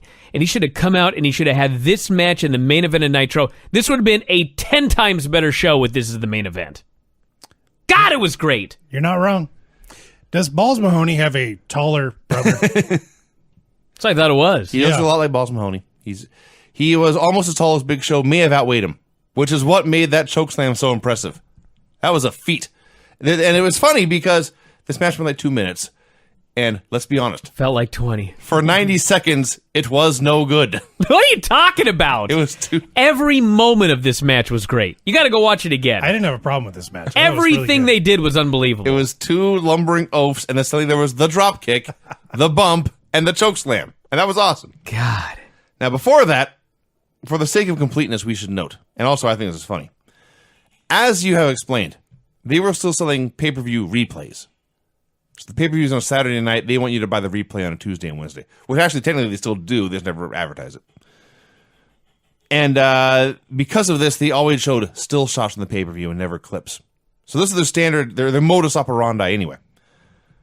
But here they explain, because this was not a WCW pay-per-view, it was an NWO pay-per-view, we are not allowed to show you clips of the show. We can only show you still pictures. That made me laugh. So they showed Eddie Guerrero beating Six in a ladder match to win the U.S. title, and the only good match on the show. Mm-hmm. And then Diamond Dallas Page did the exact same angle he'd already done, where he teased joining the NWO, then hit a bunch of diamond cutters and ran away. So then we got Roadblock versus Giant. Oh, we forgot to talk about Giant's promo. Oh, it was a great promo. Giant got a hell of a promo. Yeah, he was mad. He's very mad, and as he explained, he's still alive and kicking. And what doesn't kill me pisses me off more. He said if Hogan had any guts, he'd face the Giant again, and Giant will leave with a belt. That was a great promo. God, you ever watch Finding Bigfoot? You showed it to me. You have seen it? Have you ever seen it, Craig? No. All right, They don't find him. Before and after Shocking. every commercial break, there's an animated picture of Bigfoot, and you just see Bigfoot's head that goes, ah! You know that? Every time. Sure. Well, when you watch it, you cannot help but notice that when Bigfoot growls, there's a big string of drool that falls out of his mouth. That's the Big Show. He had a lot of He's saliva. furious, and there's just this big thing of saliva just going out of his mouth. It completed it. Yes. It made it better. Yes. You think those guys actually might have found Bigfoot, but they didn't want the show to end, so they just covered it up? I hadn't thought of that. Yeah. Yeah, they got one episode in the can. But they got to make their money first. I think they found the guy and just, covered it up. So He's just The guy? Yeah. There's one. in a basement somewhere waiting for the show to get canceled. yeah. They don't want you don't want to lose their gig. That's clever. Yeah. Jeff Jarrett and Eddie Guerrero had a great TV match. These dudes were working hard. Everything they did looked good. A lot of fun. Then we had a shit finish. Yeah, but you know what? At least it was a shit finish that played into the storyline. That is true. That is true. So Deborah, you'll recall, is married to Mongo but has a crush on Jarrett. So she drags Mongo down, basically begging him to interfere and hit Eddie with a briefcase. And Mongo teases it, has second thoughts, and with the ref distracted, he waffles Jarrett. Actually, the ref wasn't distracted. He waffles Jarrett with the briefcase, which is a DQ. So Jarrett wins via DQ. Deborah then goes to raise Jarrett's hand. Mongo says, fuck this, and he grabs her by the wrist and drags her away. To think this marriage didn't last. You know what I loved about it, though? In every one of the angles so far, every time Deborah's going on and on and on about Jeff Jarrett, Mongo just stands there and he's like, whatever you want, dear. Whatever you say. He's a little bit annoyed, but he's going along with it. We finally had an angle in this storyline, just to make Lance happy, because he hates those words being used the same way. The angle was, she drags him out to do a terrible deed, and Mongo finally is like, screw that. I'm doing a different terrible I'm deed. going to do what I want. And he waffles this guy, Jarrett, with the briefcase. He tells him, you deserved it. You got what you deserved. He storms to the back. He ain't listening to his woman. And as they're leaving, Deborah's all happy. She raises Jarrett's hand. Oh, he's still the winner by DQ. And then she goes up the ramp, and she says, he's in trouble when he gets home. To which they cut to the announce desk, and Larry Zbyszko said, this is why they need to be home in the kitchen. That's what he said. Yeah. Did we mention that Tony was calling the show in a plain blue sweatshirt? Yeah. Like he had just that come to the was- gym? Listen, I don't want you to get on Tony.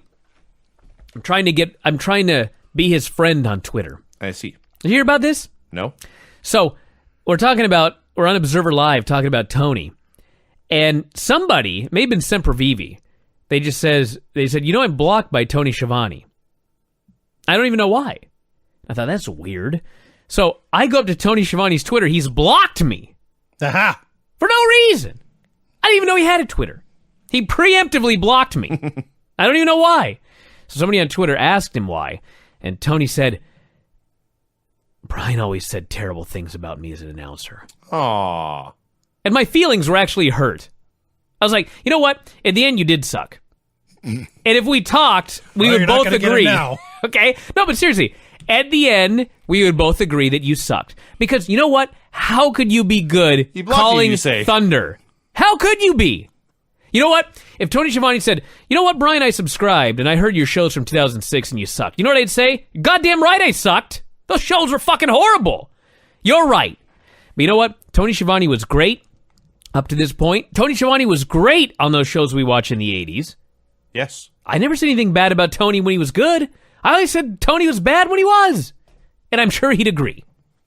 Anyway, So hurt my feelings. Tony in his blue sweatshirt announced they had footage for the first time of Piper's win over Hogan at Starrcade.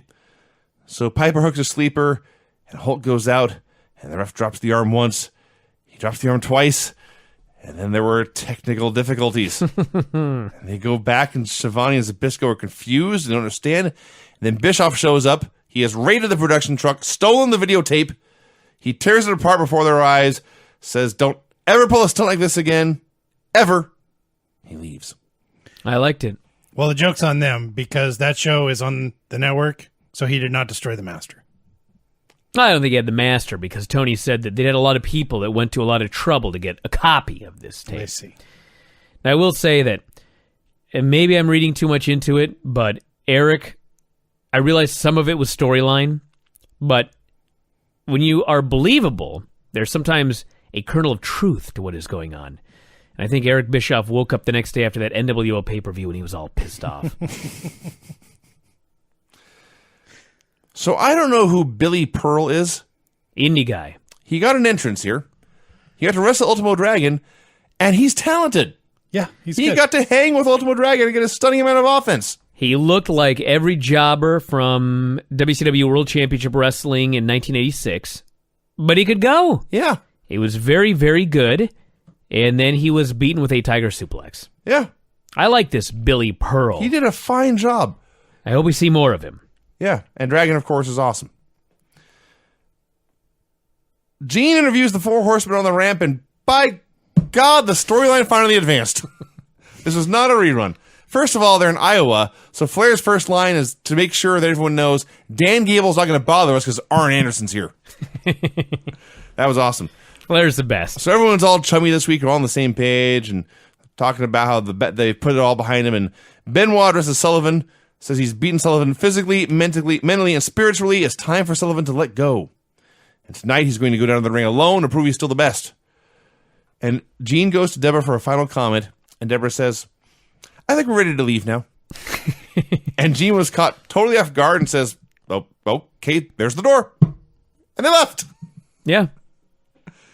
I do like Deborah. First good horseman. Oh, she's amazingly talented for someone who has been doing this for 6 months. Yeah.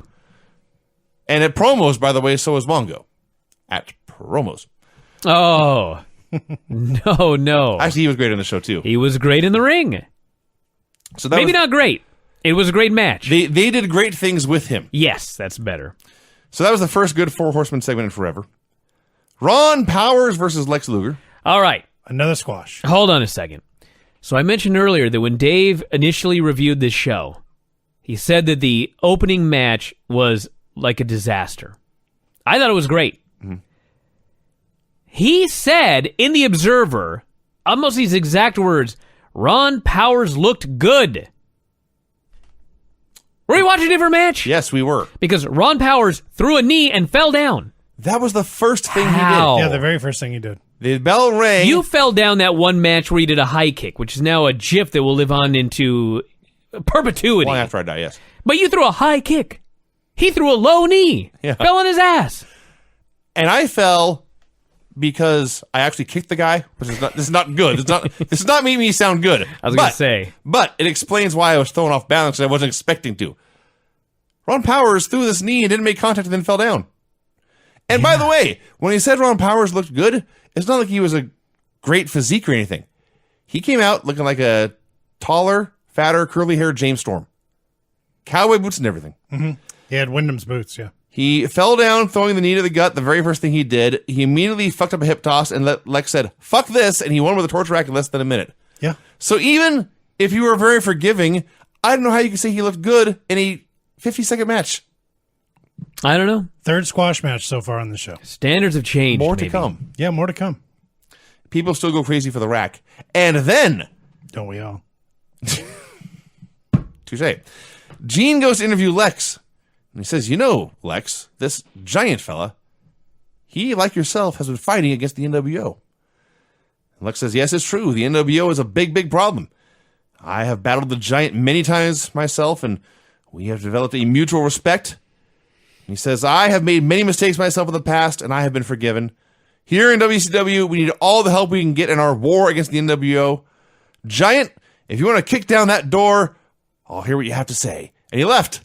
That was a great promo. I loved it because the Lex Luger character has learned Yes. from the mistake that he made with Sting. It is astonishing how deep and believable the storyline is. Well, what's amazing is I've mentioned this a million times in a million interviews about the death of WCW. They fucked up everything. But there was a couple of things they didn't fuck up. Yes. Well, ultimately they did. But they went a long, long time. They went all the way to Starrcade before they fucked up Sting. And really, they didn't. Hulk Hogan did. Right. He went Rogue. into business for himself. Think of how long they didn't fuck up Goldberg. Yeah. Forever. And it was amazing because there were like these two things that they did totally right in the middle of a bunch of shit they did totally wrong. Yes. It's really amazing. I should write a book. Just copy and paste. And then put TNA on the title. That's another story. No. The other thing about The this key to WCW was there was a rise and there was a fall. Yeah. TNA started here and just keeps going down. The other key thing about this promo, by the way, And not here. they Watch the video for the changes in behavior in both Lex Luger and the Giant, they all made sense. Guys make mistakes, and then they change their minds down the road and realize the error of their ways. It's not complicated, it's not hard, but they don't do it anymore. Guys will just suddenly wake up and say, I'll be bad. Shivani, Mike Tenay, and Bobby Heenan opened the second hour talking about Randy Savage, hoping he would return to WCW. And then we got the amazing French Canadians versus Arn Anderson and your hero, Steve McMichael. You know what's funny is like, as a former wrestler, I will often look at these matches and I will think, I wonder what was discussed before the match happened. And in this case, you've got Mongo and Arn against the amazing French Canadians. And so, obviously, Mongo can't do a damn thing. And so there's a big question that needs to be answered. Do we have Mongo sell, or do we have Mongo make the comeback? I'm not sure which I would have chosen. They chose to have Mongo make the comeback. And they made the right choice. Mongo made a hell of a comeback. Now, he was all over the place. Men nearly died. Bodies were everywhere. But the man can play to the crowd. The people went nuts for his power moves. All he had to be was a football player that lifted some weights. And he can do that. Oh, yeah. So, this was good. His comeback was virtually idiot-proof. It would just hit me, hit him, hit me, hit him, do one slam, finish. When he press slammed Jacques Rougeau, that was awesome. Jacques is not small. No. Mongo, he was a football player. He was not a bodybuilder. So as physiques go, he's probably below average in Nitro this time. But he grabbed Jacques and said, you, my friend, are going to be in the sky now. And there he was. Yeah. And he pulled him over his head, walking around the ring with ease. And he throws Jacques onto Pierre. They did a little comedy bit. And then the Canadians tried to use the flag, but the ref caught them. As they're putting the flag out, the ref is distracted, and Mongo hits a briefcase shot for the win.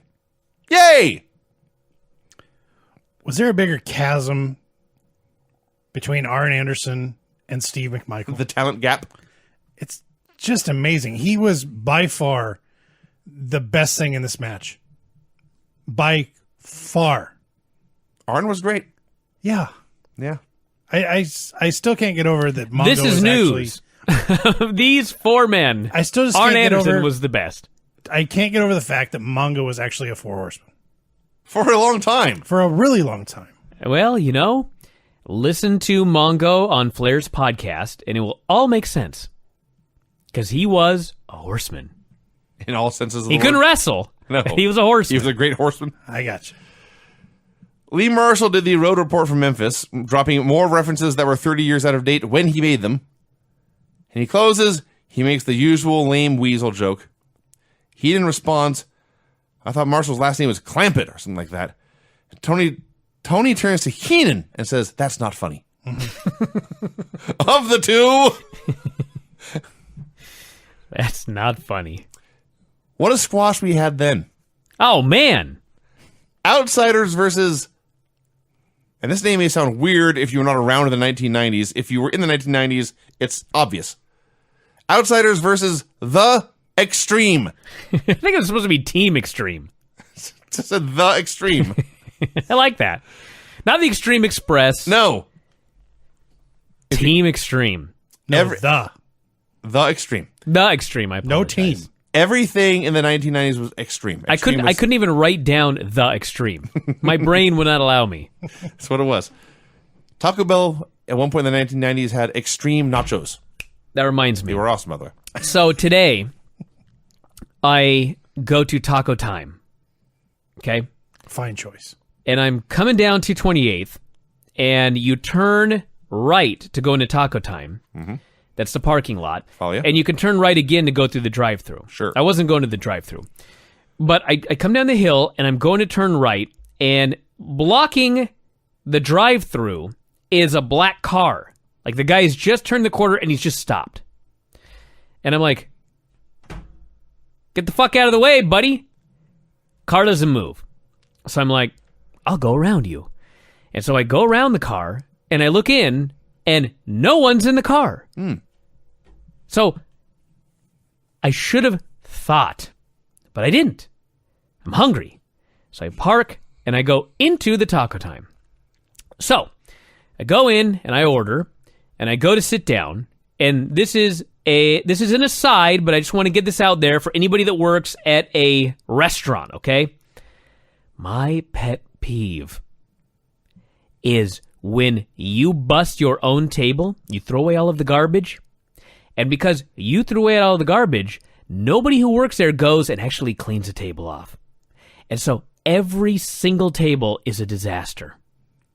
That's why I never bust my own table. I leave a big fucking mess there because I'm being nice to the next guy that comes in. Because if I leave all my stuff there, I know they'll wipe the table down. So I find one table that I can sit at, and it happens to be facing the big bay window outside. So I'm sitting there, and I'm eating my Mexi fries, and all of a sudden I look up, and the SWAT team is right outside Taco Time. And it's not just the SWAT team, but as God is my witness, guns drawn. So I was like, what's happening here? Dinner and a show. This may sound bad. I mean, this is no joke. I thought, if that's a car bomb, because there's an empty car, there's just a car with nobody sitting outside in front of the Taco Time, and all of a sudden there's a SWAT team with guns drawn. I was like, oh shit. And they have their guns drawn. I mean, not like hands on the holsters. Their guns are out. You know what guns drawn means? Yeah. And next thing I know, some skinny guy is being dragged away by the cops. And then there's another car in the parking lot. They've got the guns drawn on this car, and there's a girl in there. Clearly not the first time she's been arrested.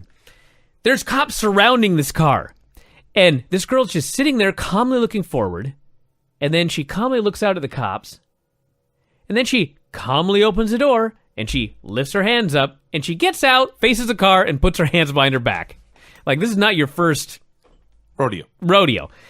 They drag her away, and I don't even know what happened because I got the fuck out of there as fast as I could. But it was funny because there's a showdown at the OK Corral, and people are just walking in and out of Taco Time like nothing's going on. I came for my burrito, Dan. They're walking in, they get their burrito, they walk out right past the cops with their guns drawn. I was like, this is Bothell. Yeah, that is unusual. I've never seen that.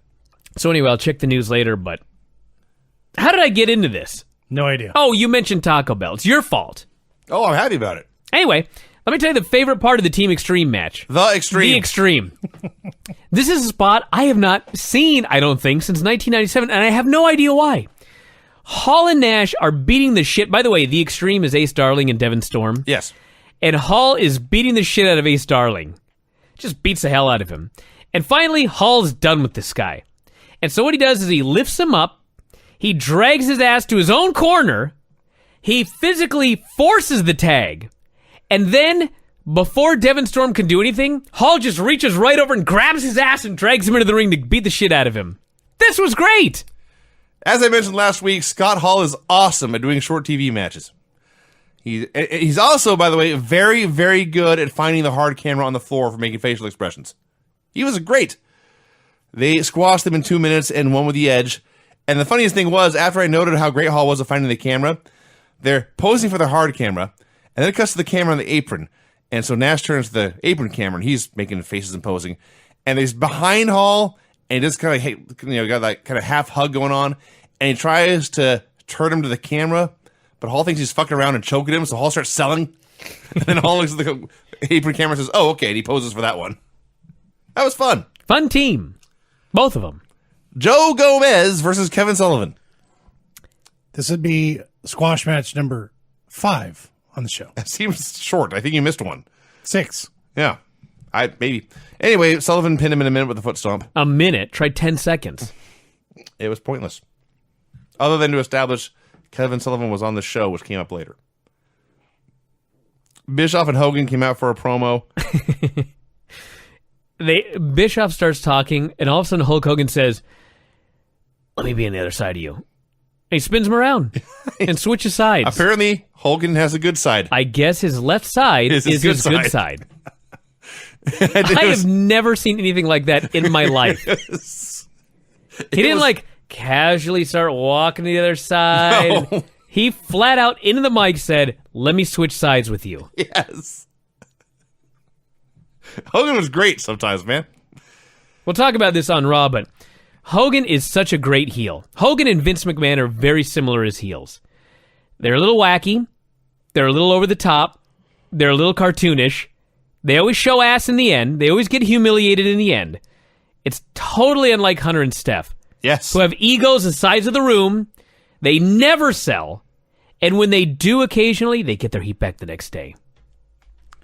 By the way, what was the point of them coming out with Elizabeth, and then she took about 10 steps down the ramp and then got sent to the back?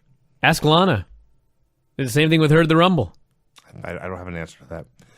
So they were joking about all the moves Hogan had used against the Giant, including Olympic techniques such as, according to Hogan, the reverse fireman carries. What is that? You have to ask the Hulkster. Did you also notice that in his music, it talked about his 23 and 3/4 inch pythons? In his music? Yeah.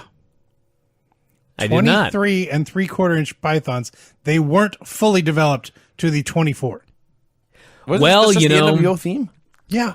No, it's Hogan's theme, but it's with the NWO music. They pipe in I will have to go check this out. different sound effects. It's just this announcer talking these random facts about the NWO. Well, I do know that Hulk Hogan said that he was going to face a Giant later, but first he was going to go do push-ups so that he would be in his best shape. Yeah. So maybe after the push-ups, he'll be 24 inches. Yeah. So Sting and Savage appeared in the crowd together. Bischoff says, "Savage, you will never wrestle for WCW again, but there might be room for you in the NWO." And Savage and Sting left. And that was it. Is there a bigger fan of Hulk Hogan than Eric Bischoff? No. Hulk Hogan. Nah. Fair And point. even that's close. It is very close. Jerry Flynn versus Dean Malenko. This would be squash match number 7. Get close. It was a short match. First of all, I just like that Dean, who's like a foot shorter, hit a belly-to-belly suplex here. But this actually had a great finish because Jerry Flynn, in some ways, is similar to Glacier in that 95% of his offense is kicks. Yeah, but you know what? He was good. Sure. I did not appreciate Jerry Flynn when I was younger, but he is not a bad worker. He had a great mullet.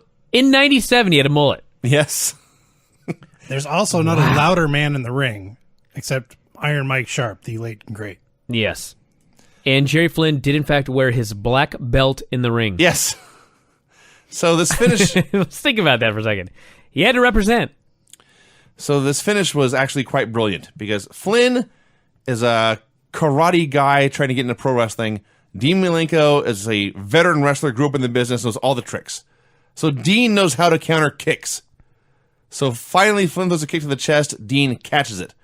Flynn tries to counter with a jumping kick to the head. Dean ducks it, and now Flynn is flat on his back, and Dean puts him right into the cloverleaf for the submission. That was awesome. Great. The announcers are rambling on about whatever when Schiavone gets a telegram. A telegram. What a quaint notion. Not a fax. Not even a phone call. A telegram. So the telegram says, in essence, the WCW Executive Committee is booking Hogan in the main event of Super Brawl, which I believe was in March. Might have been February, whatever. I think it's February. All right. But he's Hogan in the main event defending his title against Roddy Piper. Man. Hugh Morris versus Chris Benoit. What a great match. In case any of you have forgotten, Chris Benoit was once a phenomenally great professional wrestler. Yeah. That is a fact. It's something they should have played at the Performance Center after they got rid of DeMott. Benoit at the beginning of this match. Yes. Beat the holy hell out of this guy. He just kick the hardest chops ever in the corner. I would rather fight an actual Wolverine than the Benoit we saw here. And man, he delivers this beating in the corner and just backs up, and the whole crowd stands up with their arms in the air like, yeah! Yes. Yeah, he was beating the crap out of him just over and over again. Chop, punch, kick, and then backs up, throws 4 fingers in the air, and you see the crowd in unison leap to their feet and start losing their minds. Yeah. He was a good horseman. He was great at his job. So Morris gets a comeback. He misses a moonsault. Benoit goes up and hits the headbutt. But at this point, a mystery woman, who would later be revealed to be Jacqueline, she comes out of the crowd to harass woman. This distracts the referee. Sullivan appears, breaks a wooden chair over Benoit's head, and Morris hits a moonsault for the win. Okerlund then tries to get to the bottom of this. He's there with Sullivan, Jimmy Hart, and the mystery woman, who never got a name in this segment, by the way. Gene asked her name, and she said, never mind. What a genetic marvel. Am I wrong? Gene? Not Gene! Jackie's pretty amazing. Yes, Jackie is pretty amazing. Except, she does this promo, and she's talking about Nancy. And she said Nancy about 9 times before I figured out that she said Nancy. I thought she was saying Nessie. Like the Loch Ness Monster. Her gimmick before this was Miss Texas, and she has a thick accent. Right? Yeah, but she goes, Sullivan, you got hit by Nessie. I was like, Nessie? They did have Loch Ness on the I know, and I was roster. thinking about that. I was thinking, was there an angle with Loch Ness hitting Sullivan with a chair that I missed? And I'm racking my brain. Nessie. And then finally I figured out she's saying Nancy. Aha. Yeah. So Jackie explained she had tried to stay away from Sullivan, but she couldn't handle what Nessie was doing to him. And 10 years ago, Sullivan had made the wrong choice, but now she was back. I mean, really, if anybody would have something to do with Nessie, it would be Sullivan. Sure. Dungeon of Doom, the Yeti. I think Loch Ness was in the Dungeon of Doom, actually. Was he? I think so. Let's find out. She called woman a refugee from a fat farm and said Deborah wears evening gowns because she has legs like a chicken. And Gene was apparently right there with you. Because he asked her to clarify. What did you say? He goes, a chicken? No, he said, what? No, yeah, what'd you say? What did you say? And she said, a chicken. And now Gene's appalled. Yeah. A chicken? So wacky. So Sullivan He and was, Hart, in fact, in the Dungeon of Doom. Sullivan, Hart, and Jackie all left together. Now, was Jackie in WWE before this, or was this like her first major thing? I think it Pretty was sure after. this was her first national exposure. Yeah. Okay. Hollywood Hogan versus the Giant. Hey, you missed the first. I was going to say, I went to the bathroom. Did I miss something in the intros? No. What you missed is the very first commercial for the WCW Power Plant. Oh, I didn't see that. Yeah. Yeah. Come on down, everyone. Come on down. We're gonna. What they say? We're gonna teach you strength and conditioning and moves. Oh, man, that commercial. And they're like, Well, as I understand it, that is what they did. and they go, call for a tryout. I was like, Man. Yeah, the number was Don't, blocked, Brian. It should have been blocked in 97. So the reason I ask about the did I miss anything during intros? Giant comes out and hits the ring, and Hogan and Vincent just start putting the boots to him. It's a blatant 2-on-1 match, and one of the announcers says, it is a handicap match. I thought, what's going on? God, Vincent was so horrible. Yes. Couldn't even throw a kick. He had one move after he threw his horrible kicks, and that was to get clotheslined outside. Couldn't do it. Nope. Oh. He had to have extra help. So we got 4 minutes of Hogan versus Giant with Vincent interfering all the time with no punishment. I love it when Giant does little man spots. Hogan whips him into the ropes. Now let's stop right there. Where's the last time you saw Big Show whipped into the ropes? And he didn't reverse it. He ran the ropes. Giant ran the ropes. Then, as he was running at Hogan, he ducked under a clothesline, threw on the brakes, and threw a super kick. Awesome. What a spot. It was great. So Vincent is interfering throughout, and then Giant's got Hogan by the neck for the chokeslam. Bischoff hits the ring, and despite his long history and clear fetish for karate, he starts throwing axe handles. I've never taken karate. I don't think that's part of it. Yeah, I never did the axe handles in karate. No. So this is not a DQ, but then the Outsiders hit Giant, and this is a DQ. You know what? Maybe Bischoff thought, if I throw a karate kick and the Giant doesn't sell it, it exposes my karate.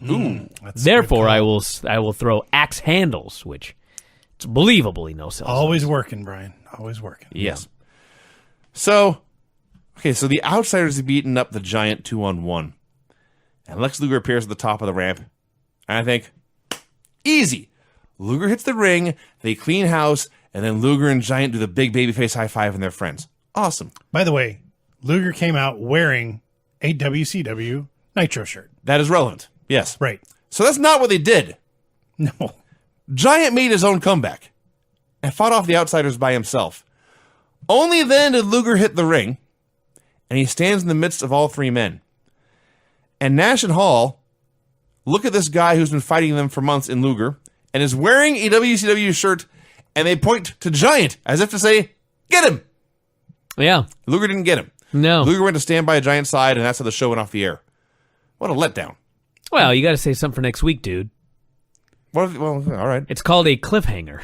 It's So how wrestling used to be done. This wasn't a cliffhanger. Yeah, it was. They were friends now. They went side to side, but we didn't actually see the tack yet. Yeah, But they, yes. They never throw punches as a team. Could have also been that they ran out of time That's also possible. and had to go off the air. All I'm saying is all they had to do was have Hall and Nash win on him until Luger gets there. And then Luger actually has an impact. Yeah, but this way you had to come back to next week to see if Luger, in fact, did help him or not. I see.